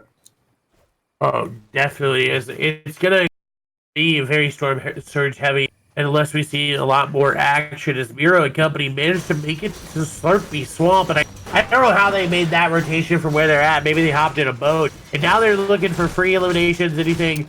It seems like the Slurpee Swamp fight didn't really happen as Meliside and company actually, so it did end up happening, but they kind of wiped it up really quickly. They kind of got on out of there, as now Miro and company are getting very aggressive as they swap here to see what is happening. And look, Meliside and Mayhem just trying to stay alive as Matzo and Snappy get in. And Miro gonna hit a shot. He does hit it, I think, or maybe not. I couldn't really tell there, but those, if he didn't hit it, there's something you have to hit. But Mayhem, no shields, not a lot to really work with as they're going to take him on out, I believe. So he's going to drop on down and try to help out Meliside as the shots continue to come on through. Now Miro going to get tagged up from behind, and I think that's Milwaukee coming on. This is going to be very, very risky as they continue this fight. Miro going to be able to pop the big shield. Snapping going to be very, very low. They do have one elimination. They need to finish this fight quickly. The player from the north is starting to come in. Zone starting to come in as well. Miro trying to find the players out. Shots continuing to go through. Mayhem and company just trying to stay alive. They are trying to survive as the shots continue to come in. Now the players joining him on the high ground. This Miro trying just to find anything. It doesn't seem like they're going to find much as Zone continuing to come in. Is finally going to start to hit this fight, and this is where players start to make a mistake. Mayhem is about 100 in effective HP there, as we do see Riddick going to go down there to PRR and company. Mayhem trying to stay alive, trying to just outfill. The shot's going to go through. They're going to hit connect, but this fight kind of stalling out. Falcony going to go down there to Airwax. Another fight happening. Is Fremont going to go down? Kinsel going to go down as well. So Mitro and company again playing too aggressive. But the question remains, are Miro and company being too aggressive as they're continuing to try to find players? Bella going to take down Dekoff, though, as Hiroki going to go down there to Belvine. Miro going to lose the high ground, going to take a lot of damage there. Miro down to 45 HP. He's got nothing to heal himself with, and this is not looking good. This storm fight is going to be very bad. Milwaukee going to go down, but Amplify going to be traded there as Meliside going to get taken down as well as Mayhem. That is a squad wipe there for them. As apologize. One of them did end up going down, but as we swap on over, this squad or fight, it seems to be basically over here. They're going to be able to pick up Kinsel. They picked up CR as well, so it's looking very good here for them. But again, beloved, it's all about their measured aggression, and I'm going to be honest, so far, they're not measuring it very well. Yeah, it'll be interesting to see if, hey, they decide, look, we got to... Let's actually try to win a game. Like, these guys are very capable and very talented, and to be honest, if they actually sit down and say, hey, let's just win this game, right? We just want to win this game. I'm sure, if they put their minds to it, they'll be able to accomplish it. But it's kind of like they have the mentality of let's W key. Like, it's not really working out for them in the sense of, you know, placement. You said they are picking up quite a lot of kills, but like you said, measured aggression. Let's see how it gets sniped there, and this isn't good, right? Because now that they've been sniped, that's probably going to spur them on to be even more aggressive. So yeah, it'll be interesting to see how this unfolds as we look here to a nice little camera angle. The production team killing it. You see, Steph getting completely destroyed by the nades there. Third party coming in. I can't see who that actually is. But yeah, Step, Loru, both falling. So it's going to be Rez and Anxiosus, the game 4 winners, trying to make their way out of this one as quick. Rez getting picked off as well. Well, not getting picked off fully, sorry, but losing a lot of his health and only 1 mini to use. So not looking ideal. And I really want to see who that third party was actually. That fight looking pretty juicy on the edge of Storm there as we see Mexi squad. Wow. They're coming in hot. Coming in looking to do all the damage they can. And taking souls out here. I dropped pretty low. Pereira picking up the knuckle. Yeah. Oh, sorry, I apologize. There was a harpoon play, I think, from a Mexican company. As we swap over to the opposite perspective, you talked about they're doing very well. They actually lose eye drop early on. They did get the knock, the res back onto him as he was only knocked, but this is not looking good for them. You talked about Mexican company playing very well today, even though they have a fill 11. The fight's going to dissipate, but this is looking really good for eye drop, Mexi, and Dretta, and I believe play with Trox as well. So this fight, not really much happening. They're just trying to get any elimination and any loot that they can in the backside as an eye drop, and then say, you know what, we don't want to take any storm damage. Yeah, it looks like they're gonna just you know, Heretics Pereira's squad. I hope I'm saying his name right. I'm pretty sure I say Pereira. I'm pretty sure I'm saying that right. Correct me if I'm not, but yeah, not looking too good. Obviously, only 2 of them alive, not much health to spare, and they're probably going to get held here. If you look at the middle island, looks like the players are kind of looking in this direction, waiting out for them to leave because they know they're in here, right? You fight someone in the storm and you leave, you know they're still in the storm. So probably going to look to get some easy kills. I'd be surprised if they're able to stay alive here. Obviously, such a great aggressive squad, Mexi squad, right? When you have the ringer in, you're feeling more confident, you're playing well. You might just say, "Hey, fuck it, we're just gonna go for the elimination." And yeah, it looks like they're gonna get held here. No more shields left on Jorge, and yeah, no, I'm not feeling too confident for these guys right now. Yeah, gonna hit a snipe though. He's on 3 HP, but as we know, you may have 3 HP in a dream, and you may be able to edit very, very well, but everybody's looking at you, and a simple whisper in your ear will get you knocked out, and the zone gonna be the one to do it, as they're gonna take down Jorge and Q as well. Mexi gonna be the one to do that. So the fill working out in their favors. We get a wow. Oh my God, I'm very impressed by this. As we see, Weeping Wood's gonna be the zone area. We do see Ibuhai's squad right here in the left hand corner as we zoom around, and they're gonna be on top of what is the perceived high ground right here. Is Forward and company rotating on out. We'll see exactly what they're able to do. The Devils 1 squad sitting there in the middle is I have not had the best couple of games, but they're sitting in 9th. So obviously they're doing something right as we go into Ibuhai and company, who are currently sitting in 6th place. Loadout looking very good. They have all full shields, all mats, and zone going to pull to the northwest here. We're finally going to get that northwest zone that we like to see. So Mitra and company are going to be very happy about that zone pulling over there if they're still alive. Yeah, it'll be interesting to see. Right? Obviously, Weeping Woods being the current hub we're kind of trying to get through. Obviously, kind of interesting with all the cover, right? You know, it means you can use less on rotation because all the trees to cover you. You see the players there; they're going to look to nade it. You know, they have 6 nades that are available to them, probably even more than some other players. So players are opening up, so they got to be careful, right? Not to get a bit too confident without rotating. It's tuning into cooler aqua. Haven't seen much of them, right? They've been very quiet, and when looking at the leaderboard, they're still pretty low on it, right? Which is pretty disappointing coming from them.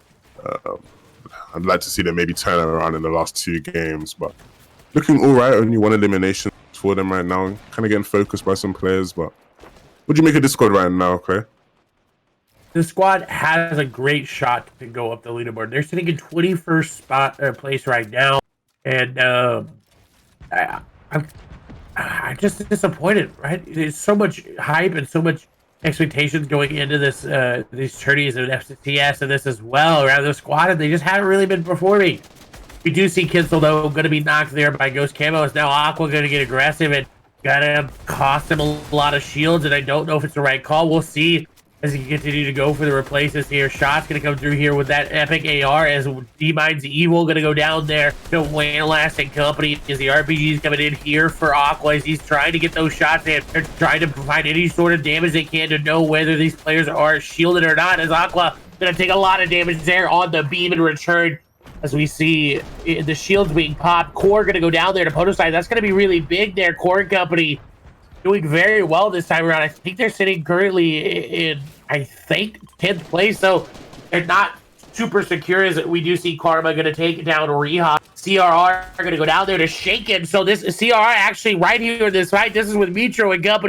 As Amplify and Miro going to go down there to Trox, as Pepper going to go down to Melvin. There's a lot of players all around here as we move over to Mitro's perspective. We do see CR will be picked back on up, and so I don't know how they're able to do it. So they somehow always manage to pick up their knock players, but Mitro, 15 HP, all of a sudden is not looking good as Amplify Maxo and Snap are going to go down there to Mexi.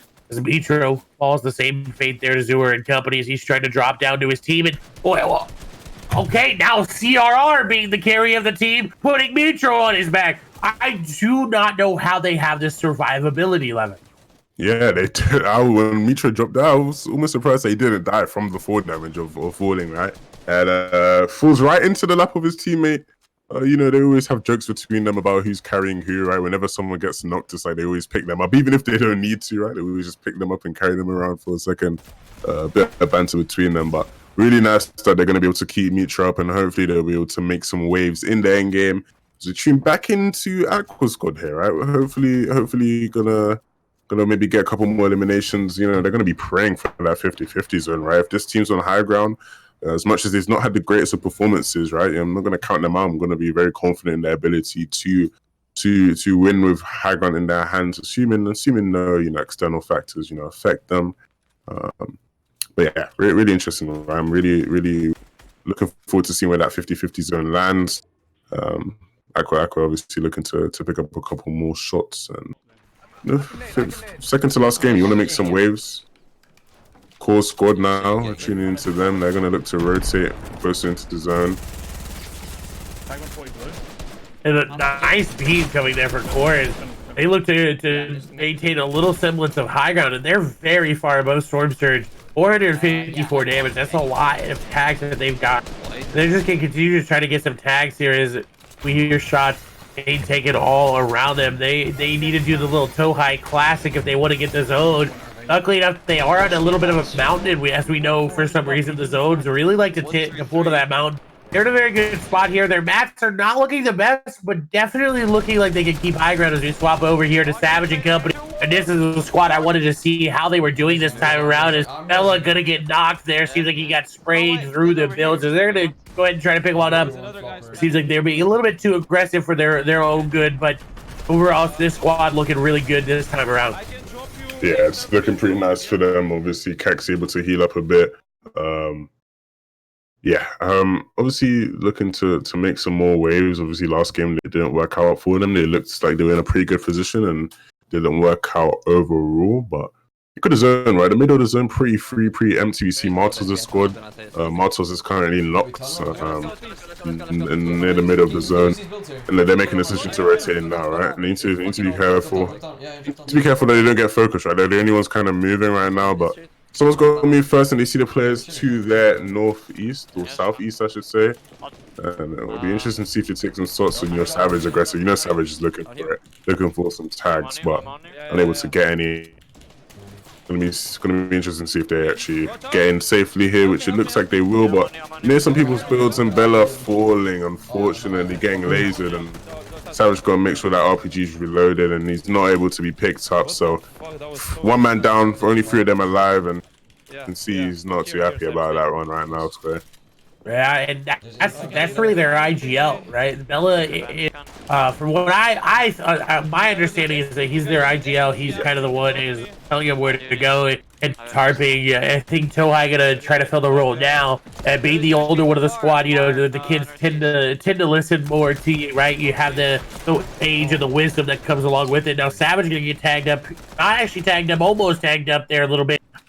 Interesting note, the zone did pull the Core Gaming and Company, right, on the high ground, so the Tohai strat working out there for them. They end up getting it as we see Shinkin and Company trying to go out, try to get some eliminations there in the feed. They do take down Orc and Squawks as Mitro and Company on the high ground on the opposite side. We do see Aqua going to take down Podesai, and suddenly this game looking great for them, right? 11, they're getting elimination after elimination. They're in 12th place right now. That's a lot of placement points, but we do see Chapek's going to go down, Shinkin gonna go down there to CRR, so the curse may have came on through. We'll see is gonna pull completely opposite of Mitro and Company.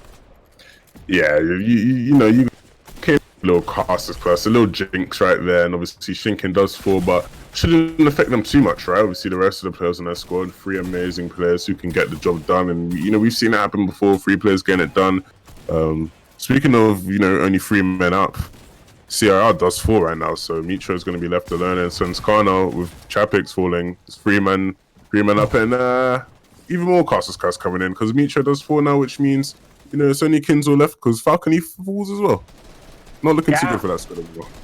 And they're all falling to Aqua and Company. Luckily enough for them, they do take down Aqua, and Stompy in the back end is move over to Ritz and Beehive as they're the last remaining members here for Sinsgarda. They're looking to get something going here as they really haven't had much since that first game. As shots gonna come through, the Hitty gonna go down there to I couldn't exactly see what it was as that squad looking to clutch up as we see Beehive gonna take down Shitty there.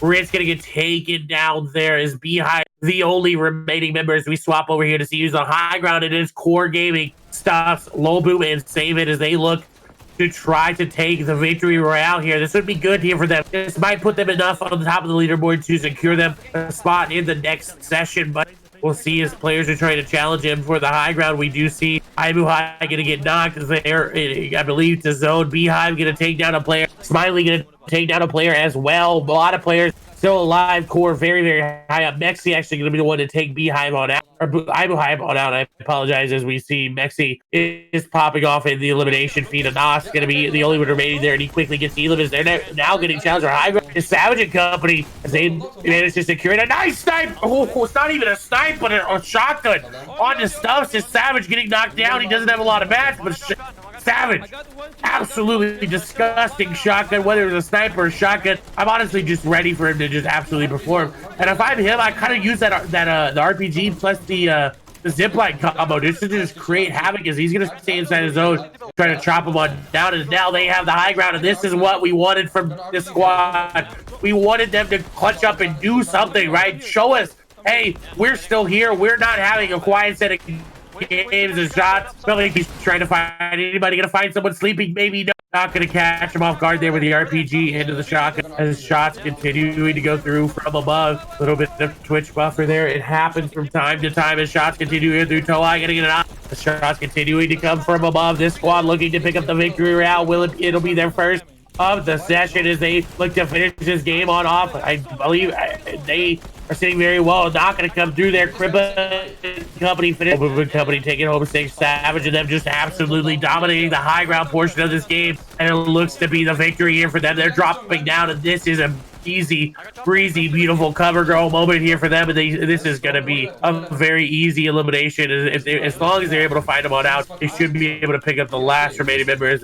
He sounds like he's trying to bait his bazooka on it, as this seems like they do find the last player. Till I going to find him on out, as they're going to shoot him on out. Is someone actually going to be on top of them? I'm very confused at what's happening. So I gonna get knocked. It seems like he is in zone for the time being. I'm not really sure. Yeah, it seems like the player is in zone. I'm very confused. I think the players are confused as well at this moment.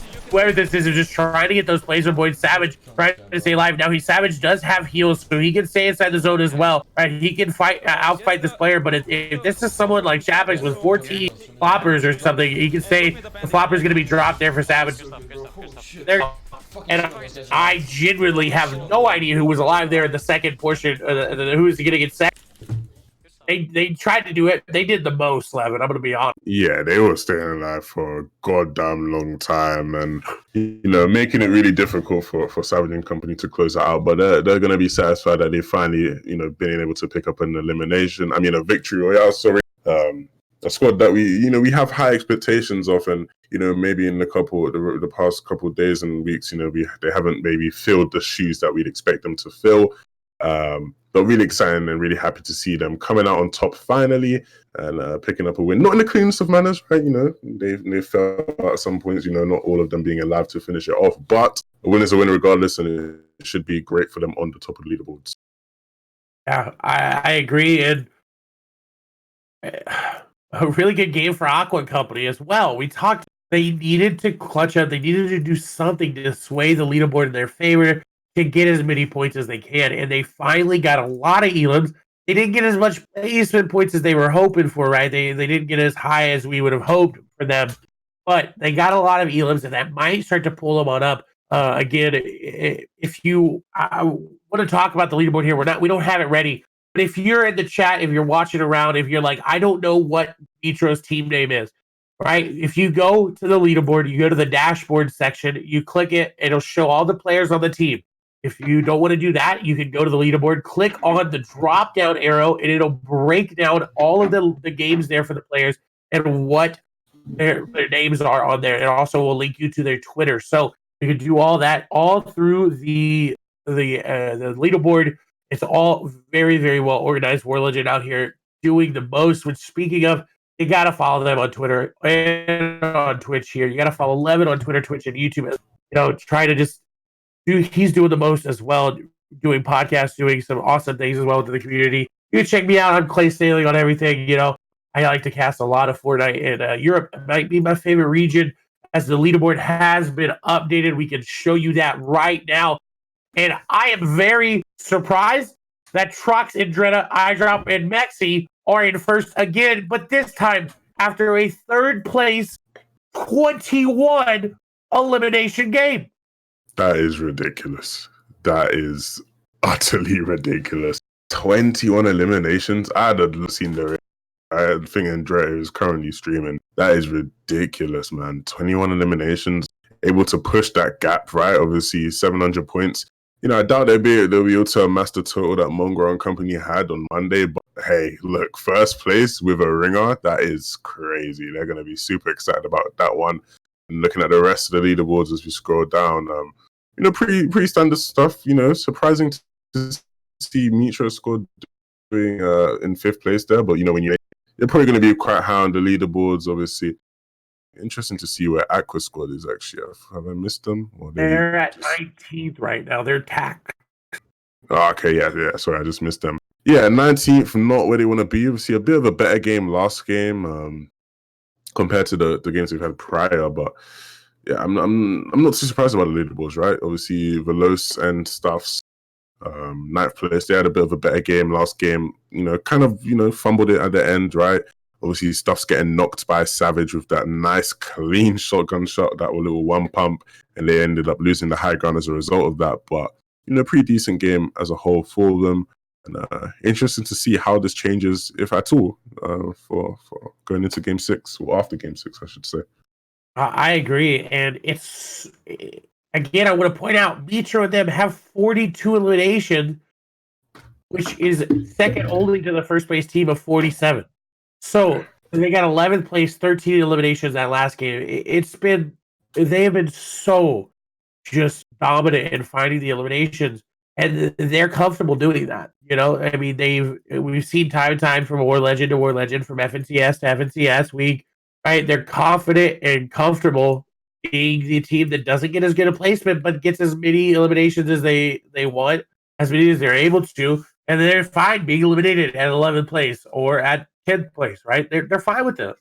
Yeah, it doesn't seem to be too much of a problem for them. It seems to almost be their strategy, right? Like it's not. This is something that we're seeing consistently now. When they're not winning games with 20 bombs, they're getting 10th place. Maybe satisfied with that, right? It's I guess you could say it's working to an extent. Obviously, this is a team that I guess on their day, they would be the team at the top of the leaderboard with, 200 points gap. But, to be bad, and, they're just working to up their score each.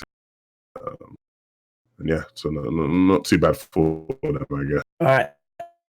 A squad that I am excited about doing better this game is, of course, Pleasant Bots. That's Mira, Amplify, Matzo, and Zappy. They only ended up getting 18th place in 4 elims after their game where they got so many. They're in 18th. Again, there is going to be a little bit of a once we get after this game, I'll go through the leaderboard again to show you who's actually being eliminated after this, the bottom 5 teams. But because we'll get into it a little bit later, we don't want to get into technical details right now as the game is starting up. This is going to be the last game of the day/week. Again, apologize there about any technical difficulties. If you just refresh your stream, you should be good to go. But the off-spawn fights are where the story has been. It's been Lazy Lake, it's been Retail, it's been Slurpee, it's even been Holly at one point. Yeah, it's been a lot of great off-spawn fights, a lot of action for us to kind of delve into. And going into the last game, this is the game where usually people kind of switch it up or maybe play a bit more passively early game because they want to kind of make the most out of their first game. We see a lot more stale fights in game 6 usually, so it'll be interesting to see what kind of happens in this game 6. Any predictions you want to make, Claire? I think that I'm going to go ahead and call out Team Svenskar. I want to see a victory. I want to see a Svenskar victory, what we know and what we've loved for the past couple of months. I want to see them. I want to see them on top. We have yet to see them pick up a victory. They've gotten 6th, 3rd, 13th, 5th, and 8th. So not even a top 2 finish there for them. Of course, that's being very critical. They didn't get the top 3, but I want to see a victory. I want to see the victory as we swap on over here to Siberia Jank Company with the RPG. This is going to be the retail row fight happening yet again. They're going to find a player down below. And this is looking better for them already. They don't have any shield, though. They have to be careful. This RPG is going to be very potent. They're trying to find a player. He's going to find them. And Siberia has to pickaxe because he would have knocked himself if he did it. But Karachi going to come in and knock down Red Rush as well. But Red Rush took down 2. And now the squad coming in to take down the others. Karachi praying, but nothing going to come of it. And Karachi going to go down. And that is not looking good as they were sitting in 20th place, Levin. Yeah, this is not going to look good for them. Yeah, it's likely that they will probably then be eliminated, right? Because assuming all the other people in that 21 to 25 spot have decent games, it's not going to be great for them. I'm sure they're going to be frustrated about that one. Going to have to go back to the drawing board after and maybe think about how they approach landing in a retail. As we get into this fight here, we've seen a couple times. What do you make of this round? Yeah, this is interesting, and I don't exactly know who it's through. I think it's Pepper and Company, and I can't see exactly who they're fighting, but you hear them call dog poop players, and a little bit of BM there. It goes a long way for your mentality as they're able to pick up some elimination. A little bit aggressive, and I think they may have changed up their drops. Sure, 11. It seems like the fight going in their favor, and it's looking quite good as we do see Low Boom gonna get shotgun. So, I don't know who it was by, but he was in Salty Springs. They did their normal salty weed. All of a sudden, him and Savin seem to be going down as a core and stuff's dropping in weed. It's going to be interesting to see if they make it out alive. They're 80 total players. As there goes Savin. He's actually going to be done right there and eliminated. So core and stuff. So it's only core gaming remaining there for them. But currently, they are sitting at 9th on the leaderboard right now for this session. I don't think there's going to be enough shakeup to knock them down to 21st, 22nd, 23rd, 24th. So I think they should be good as we swap over to Martos. Ooh, this is the fight that we just saw happen. Is I think it quickly finished on up there. Is this squad doing very well for themselves now? They did lose Belvide, but they are right nearby, so they should be able to pick them on up. As this fight seems to be dissipating. Yeah, good to kind of get a talented squad out of the game as early as possible. This squad is obviously one of the more aggressive squads, and I've spoken to Bouan in the past, and Salty is one of their backup drops, right? Their team that is privy to changing drop spots during events, and he's told me in the past that Salty is one of those spots that they like to go to every once in a while. So unfortunately, for the Veloz boys and staffs, it's not their lucky day, it's not their lucky game, and just got wiped out by Martos and company as they look to do more damage, right? You see this player here in the brick, and yeah, no chance this guy survives right now. There's literally no chance. If he'll be lucky to maybe pick up Matteo's, maybe being a bit too aggressive. Maybe he'll pick him off, but should be a quick, clean kill here. I think this is actually core gaming, probably, right? Yeah, it definitely is core, and yeah, they quickly follow him on up there. That's going to be the elimination, and CRR actually now, hold on, wait a minute, going to take down Vorwin. So now it's just Mateos and Martos remaining here. CRR seems to be all by himself. I don't know what's really happening here. It seems like he kind of pushed away from his team there to get aggressive, but again, if you're that dominant, if you're that confident in your ability to 1v3, might as well do it. No, yeah, you got to make it work though, right?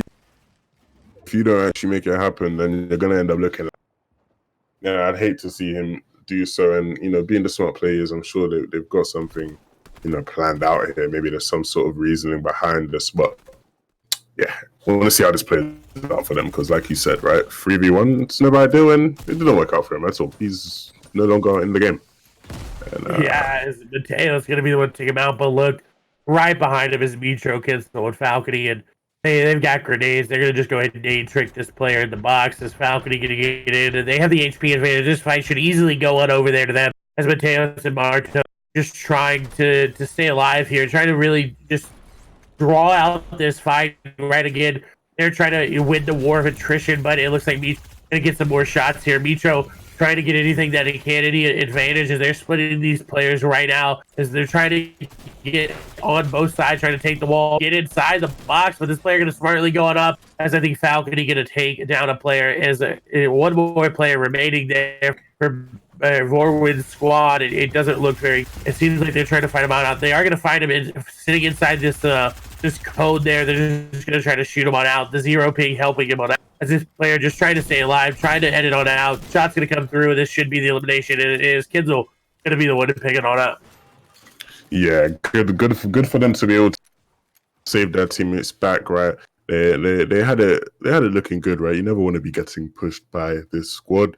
And they're able to get a reboot card, and I'm sure they'll just head over to Salty, pick their teammate back up, and continue about their aggressive raise, right? Like we said, always aggressive, and probably not going to stop now in Game 6. So it'll be interesting to see how many limbs they end up with, and if maybe it actually materializes into a win. Looking at the zone here, pretty spread out, right? Pretty much everyone somewhere. Lazy Lake, not as full as it usually is, right? You usually see a lot of players in, but let's say they've rotated more towards the center. And yeah, it look pretty even right now, I'd say. Quite a lot of players alive, 71 out of 91. So it'll be interesting to see if we can get some Storm Surge action. Do you have much experience with Storm Surge, Clay? You ever played many games with Storm Surge active? Oh, yes, definitely. Back in the World Cup qualifiers, the week that I won $150, there were Storm Surge all the time, and I never got affected by it, but it did happen. As we do see Falcony gonna go and get taken down there by Zooer. I got to throw that out there. I did make money off this game, so technically I am a pro. But gave up those days as we swap to a nice view. We do see Zooer and company making their way out in. Mitro kind of just lost there on the low ground there as he's trying to make his way on out, as Bad Sniper and company are trying to they follow him on. Mitro and Kinsel very, very separated. Kinsel said, Mitro, honey, you're on your own. And now Mitro trying to get his way on out, but this is the panic build that you see a lot of players do, even in normal pubs, right? Someone chasing you down, you got 5 HP. These are the panic builds you try to do, and now he realizes, I gotta try to fight this. I gotta try to do something there. As we do see 19 players, Ibuhai actually going to be knocked there by Zapan as Mitro continuing to try to go away. Now Mitro sacrificed Kinsel as Kinsel got a little bit too aggressive. Mitro is like, you know what? Sorry. Now, he's going to be able to swim on out. If I'm him, I follow this river all the way on down to Weeping. Is this squad not gonna give up their push? He's down to his medal, but this isn't looking good. I don't know if he's going to be able to make it out of this one, Lemon. Yeah, it's looking pretty tight for him, right? He's got the minis available. I'm sure once he feels like he's got a bit of separation, a bit of space, he will chug on the minis, but it doesn't like they want to give this up. They're looking like they're going to keep pushing towards him, and he's unlucky because there's not even any squads around him to take the attention away from him. So if they choose to chase, which maybe it looks like they're going to ease up now, then yeah, it won't be in a good position. But gonna just get in the zone there. I love the little flex by you there. You've made some money from this game. You know, made a lot more than me. Just a little bit of flex, you know. You gotta prove to people that I do know what I'm talking about a little bit. Tell them. Again, you know, yeah. But we do swap over to Zur and company as again they're the ones chasing Mitro. We do see Ibu High gonna get knocked again, and Dreda gonna get knocked as well and finished off. So that squad at the top of the leaderboard may be getting eliminated. Is Mexi gonna go down as well? So this is not looking good for them. They wanted to secure that first place spot, but 2 members already eliminated. Does not look good as we swap on over to that to just Shimmy and company is there to fight. Kenzo going to take down Mateos. That happened earlier, so this is a little bit delayed there in the elimination feed. And sometimes that does happen. You know, you got to work with what you are given. Is Shitty and company are trying to just get any sort of semblance of a tarp going in here, right? They're trying to get real estate. They're just trying to find out where those players are and protect themselves from exactly what's happening now. As we do see, they are sitting on 2 eliminations, so they do have some points here. And grenades are going to come in. That's going to be a huge one there onto Shitty, but he does have the mid. He's going to get sprayed, and this is usually what I call the washing machine, but he hasn't set it to spin just quite yet. It's where you spin around in a circle, just try to outbuild the pressure. It looks like he will be able to pop the middies, but there's a lot of squads here, and I'm actually surprised that he's able to get them off. Yeah, I love that name that you got, the washing machine. You're going to have to start using that. Obviously, he let the nade slip in there, which was a bit of a misplay. You know, you'd expect a pro player to have, you know, quick reaction. He probably could have got a ramp up to block the damage, but, you know, unfortunate to take, and he's low, but it's not going to stop him from getting a bit aggressive. He wants to support his teammates, looking to pick up the kill on the players in this box here. Box fight, not something that they're afraid of, as, you know, some of the better players in the scene, but when on such low HP like this, you gotta be careful about how you go about doing things, right? Oh, I agree. You gotta make sure you're only taking right-handed peeks like that, and then quickly realizes, hey, that guy's gonna shoot me, and Wall's gonna be taken, the stairs gonna be placed. He's gonna end it on back. Ibu High gonna go down there to D-mine Raxo, and this is not looking good. They're not effectively. They're not even at 200 HP together. As we see, Shitty gonna get a med kit there, but I doubt he's gonna be able to place it.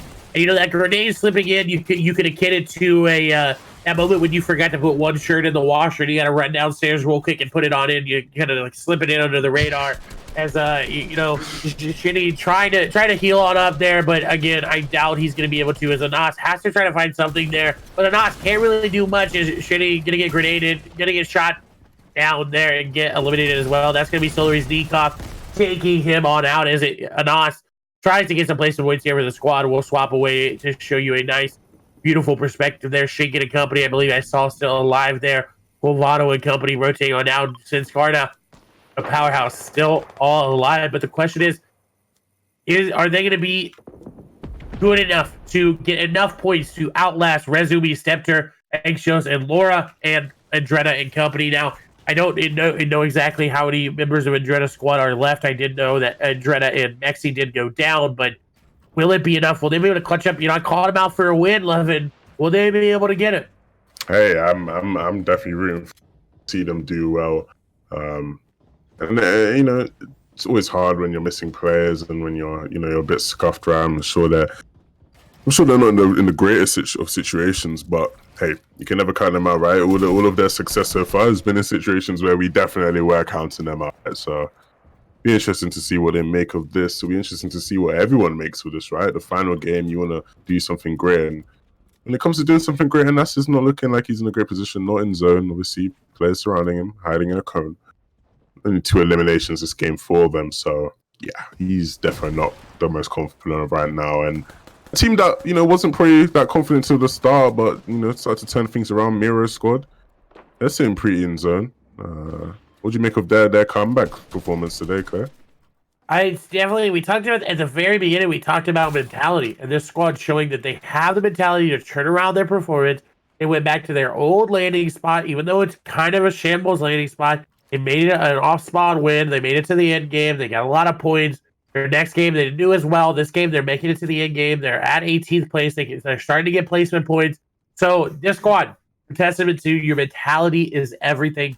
And it all depends on how you deal with that. If you get eliminated on spawn a couple times, if it's good enough for you to move on. Now this squad, we need to talk about them. They were doing well last session, and they did move on through, but right now they're currently sitting in 22nd place. So on the cusp of elimination, they need to find some more points. They need to find these the victory rounds.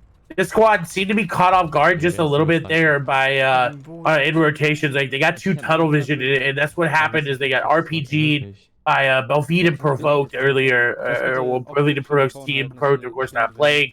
But they need to not be so tunnel vision as though going to pull away from Slurpee the factories. As we'll see this rotation coming in. Loadout looking good though. They do have a Slurfish and some grenades. They have the harpoon gun to get that extra little bit of mats, but they really need a game to perform here, Levin. Yeah, they're gonna have to make some waves in the end game if they want to move up the standings. Obviously, game 6, this is where you gotta leave it all on the floor, right? You put it all into this one. If not gonna be too good for you, right? You need to make sure you put your everything into this one, and I'm sure that's what they're looking to do, right? They want to make the most out of it, but there's so many other players in the lobby looking to do the same. As we see Aqua's squad there rotating down the hill, gonna look to get in. Obviously, you see Solary and Rennick, only 2 players up, which is not too good for them. They had such a great start, and now not looking too good going into the final game. But yeah, look, we see Airwax and Sir not going to be alive right now. So playing with only 2 players, not the greatest loot and health right now, right? They ain't got any shields. It looks like 11 rockets in your RPGs was great. Matt's not the best, but they could just go pray for 50-50 and hope that they can get a free pick or something. I agree, and I saw CRR there in the free cam as we did that. So he somehow got rebooted or something came out of that because Mitro was the only player left alive out of that squad. So had to have gotten the reboot as we swap on over. Well, perfectly to Mitro, who's getting grenaded. There's him and CRR trying to make it on in. Now they don't have enough mats to sustain this. They don't really want to continue getting grenaded, but look who's on top of them. That's Beehive and company. But luckily enough for them, they're going to get in his own fine. Shaken going to get taken down there by Freemock as they hope to pick him on up there as we see shots continuing to go on through from Mitro. He's not hitting his snipes there. We'll see, though, what exactly that means for him. If they are above Storm Surge, but not by enough, we do see Pay 1K going down as grenades are coming in, and you got to think this might be Sunscarta with the grenades as they seem to be pressuring it. There you go, Levin. That's the washing machine in action. As Mitro trying to stay alive. CRR seems to be lost, and Mitro, no builds remaining. And who is going to pick up the elimination? It's going to be G2's Tohai as Savage going to take down CRR as we swap on over here to Zooer and company as they're hoping to pull the zone. We'll see as they pick up some eliminations as well. Currently sitting on 2,000 damage above Storm Surge. Krippa was knocked, but he's going to be able to be picked back on up there. You see Savage knocked as well. He is getting picked up as well. Crew and company have Trappings knocked, but he's getting picked up as well. Bad Sniper going to be knocked and not going to be picked back up. We'll see Zone going to pull opposite side. 50 players. This is the first time we see this zone have Storm Surge 11. A lot of players playing very, very passively. I can't read the language, but I'm pretty. They're 2,100 above. They're chilling with Storm Surge. They gotta be happy about that. Obviously, Bad Sniper falling, and now Zero falling. A caster curse coming in the final game. Not looking too good for them right now. Oh my! I thought he felt a fall damage, and I was really gonna laugh, but it's shot in the back. Fall damage comes in all the time, especially when it's laggy in these games. Look at the bottom right hand of this free cam. Do you see Tohai and them? They're so sneakily rotating in. That's going to be really good. You see him. Look at that path. Already rotating through an old path, and this is so good because they can pick up a lot of elims. They're going to find camo, and this is what I talked about. They're not blocking off their back enough, and they're going to get found out. Hopefully enough for them. They find something as Rehas going to go down there. Camo is going to be the target here. He's not checking his back. Yep, again, Camo and company not checking their back on rotation as he's going to go down. We do see Aqua going down as well. And I talked about that earlier. I said that's one of their flaws. And it happens. They do not check their back as this squad going to just take advantage of that as now Toei and company sitting on 3 eliminations. You see Aqua, X8, and Shinken go down. That means it's only Stompy remaining there. and he needs to get as many placement points as he can, as I think Stompy will be finally eliminated there. As Rit's going to go down as well, so Scarno losing a member as well. We'll see. Behind went down, Chapix went down, Crew, the only remaining member there for Scarno, so the win going to be very, very hard as we see the Devils one squad on top there. MCS and company, though, rotating down below is Tohai, trying to make sense of what is happening there, as we do see Behind and company all end up going down, other than Crew. As Zone pulling back across towards that dam. It's going to be very hard to rotate here. As Savage then managed to find a nice little I was going to say alcove, but that's definitely not the right word, but a nice little area to rotate on here, relatively unscathed. They are looking very, very good, but do they have what it takes to take high ground with no RPG? We'll see. His Crew going to take down Hulk. That's going to be huge. He gets an elimination. So is Solo clutching up big. Miro going to go down there to Nikov. As we move into the moving zones, the squad above, we need 5 more players to go down before the Storm Surge stops being a factor, as Tohai and company are cranking. This is what they wanted. They're going to what seems like the mid ground. It seems like they wanted to try to challenge for high ground, but I think Savage got tagged up and they didn't want to. Tohai not protecting his back as he's rotating in for the squad. A very good sense of rotating here for him. Definitely has some sort of GPS there, as we see a lot of players coming through. Tohai has been told to go up a layer. His shots coming down from above, RPGs as well. Tohai continuing to rotate on it, now getting shot from behind. I don't know where his squad is. It seems like they're on top of him, but Tohai getting sandwiched there, as we do see Crew going to take down yet another. Is Tohai going to go down? All of a sudden, it does not look good there for them, as Mapso, the only remaining member, he's dropping back into zone. He's got floppers as well. Tohai could be picked back up. Actually, Tohai going to get res in a moving zone, but Devils won. Lukey, Smiley, Artur looking very good with the vibes there on the high ground, as we see the zone continuing to go on through. Tohai is going to be picked back up. Nikov going to go down. Snappy going to go down. Magnus going to take down Milwaukee. Maxo going to take down Nikov. A lot of players going on down. Savage going to take down Wakey. Snappy going to get taken down there by Flanner Boys. Tohai going to be the one to pop shields and run. He's got to try to find his path. And look how good this path is. This is exactly what you would expect for the squad. I called Bella, Caxi, and Tohai the placement trio, and this is exactly what they're bringing over to squads. As Tohai going to get knocked there. A little bit of a curse as D-Mines Raxo finally going to get into some action, and they're going to take him on down. But again, Tohai going to get res for what it seems like. Maybe. No, it's going to cost him everything. Savage goes down. Bella goes down. Caxi, the only remaining member, but he's got 1 HP in a dream. Hunter going to take down Bella. Caxi sticking the res. Tohai, you know, hey, at the end, you got to try to do something there, as we swap over to Rihas, Pepper, and Flatter Boys. And I called them out. They needed to do well. 5 elims. They did lose camo because they're not watching their back. But this is good for them. They need to get out of that bottom section, right, of the leaderboard. They have to try to do something. His eliminations are coming up through. That's going to go down. I believe that squad completely eliminated there. We'll see what they're able to do. Is shots continuing. They got to drop a player down. They decide, hey, let's just back on up. We don't have to fight this, as they're going to block their back now. We do see Teague going to take down a player there. Debbie going to take down a player. Teague taking down a lot. Luke, he's still alive. What I can assume is only on the high ground.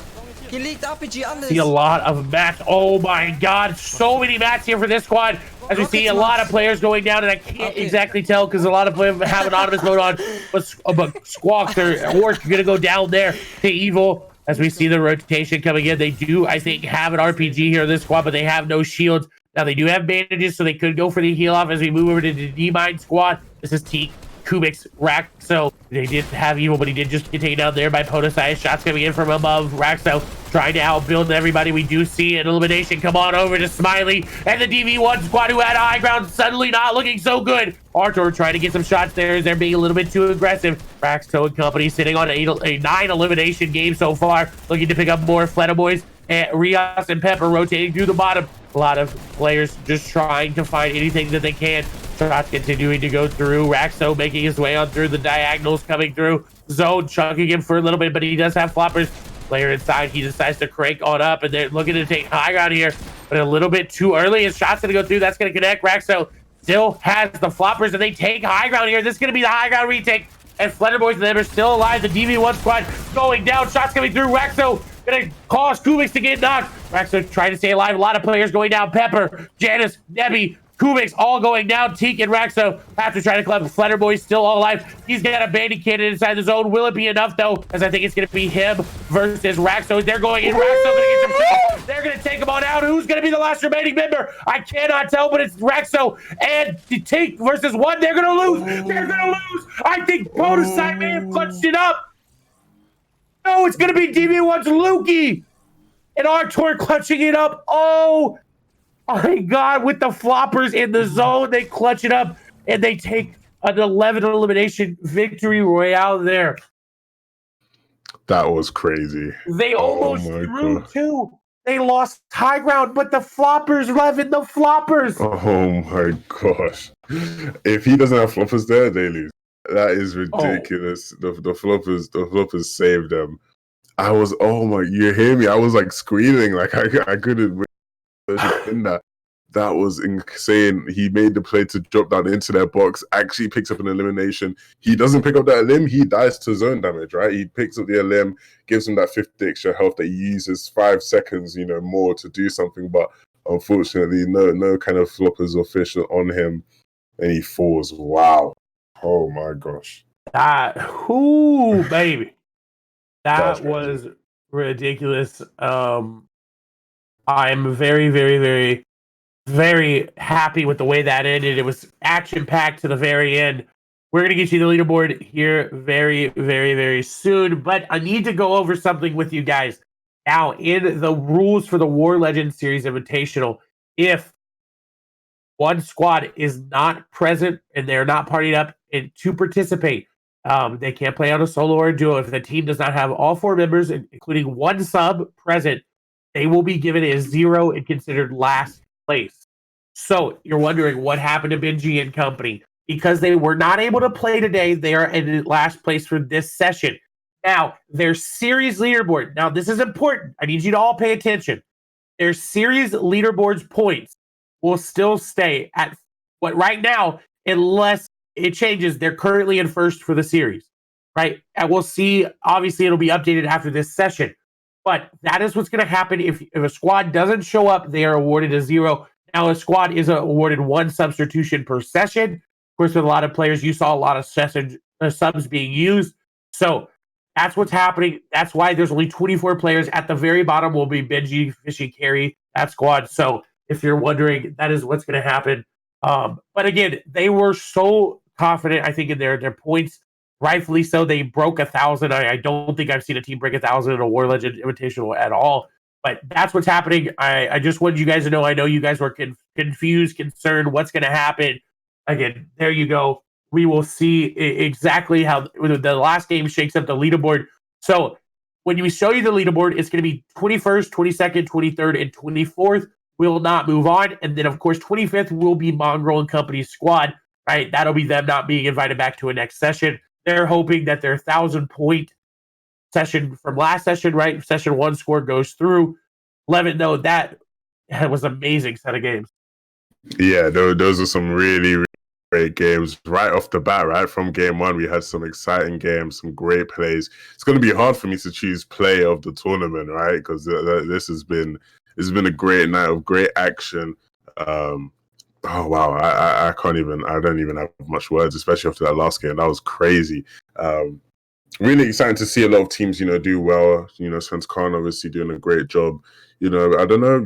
We'll have to wait and see the leaderboards to see how things stack up. In that sense. But as a whole, GG's to the players, GG's to the production, WarLegend. Thank you guys for the great work you've done behind the scenes. Thank you to Clay. Be sure to follow Clay on all his social media. You guys, you see here, he's been out here working. He's here every week for you guys with WarLegend, hosting amazing, doing a great job on the cast.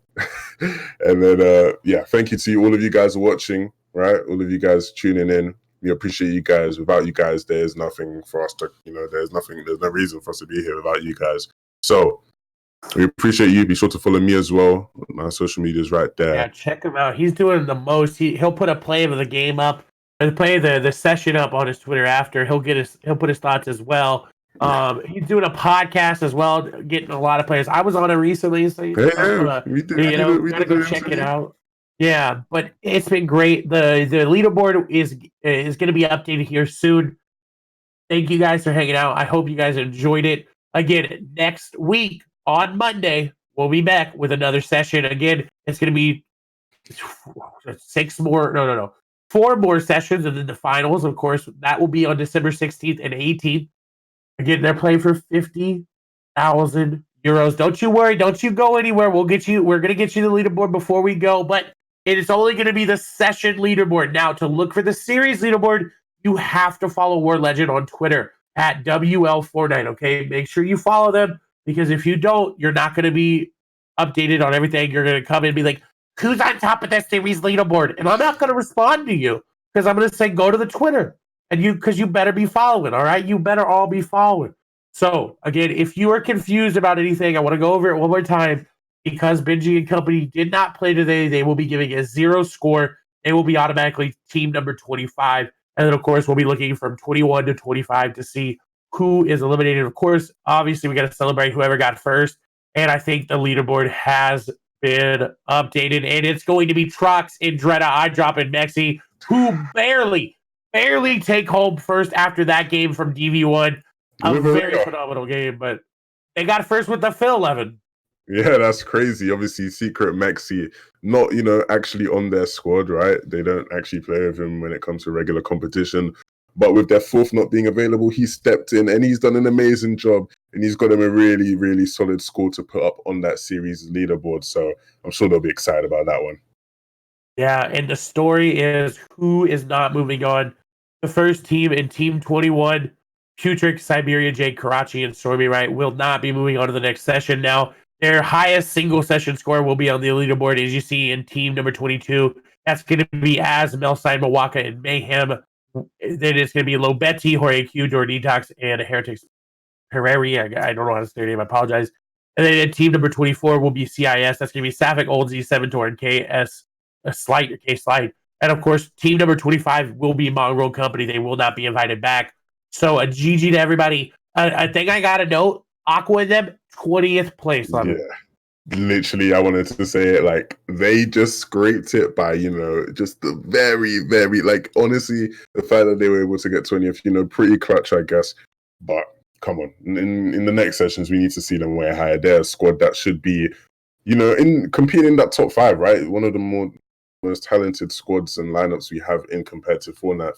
For them to just barely scrape it into the next session, kind of disappointing, but hopefully we'll see them do what we expect them to do, which is dominate. They should be dominating, but we still got session 3. We'll be back next Monday. So excited for that, Clay. I think you're muted, Clay. Oh, my bad. Levin, it was a pleasure. That's going to be it here from us. You can't throw it away without a little technical difficulties happening. So again, reminder, if you get first through 20th, there's no guarantee that you are in the finals. You have to perform week to week to week.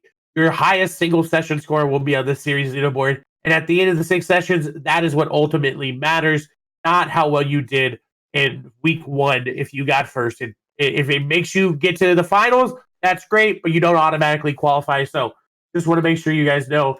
Thank you so much for everybody hanging out. Thank you to Levin. Thank you to WarLegend in the background. You guys are amazing.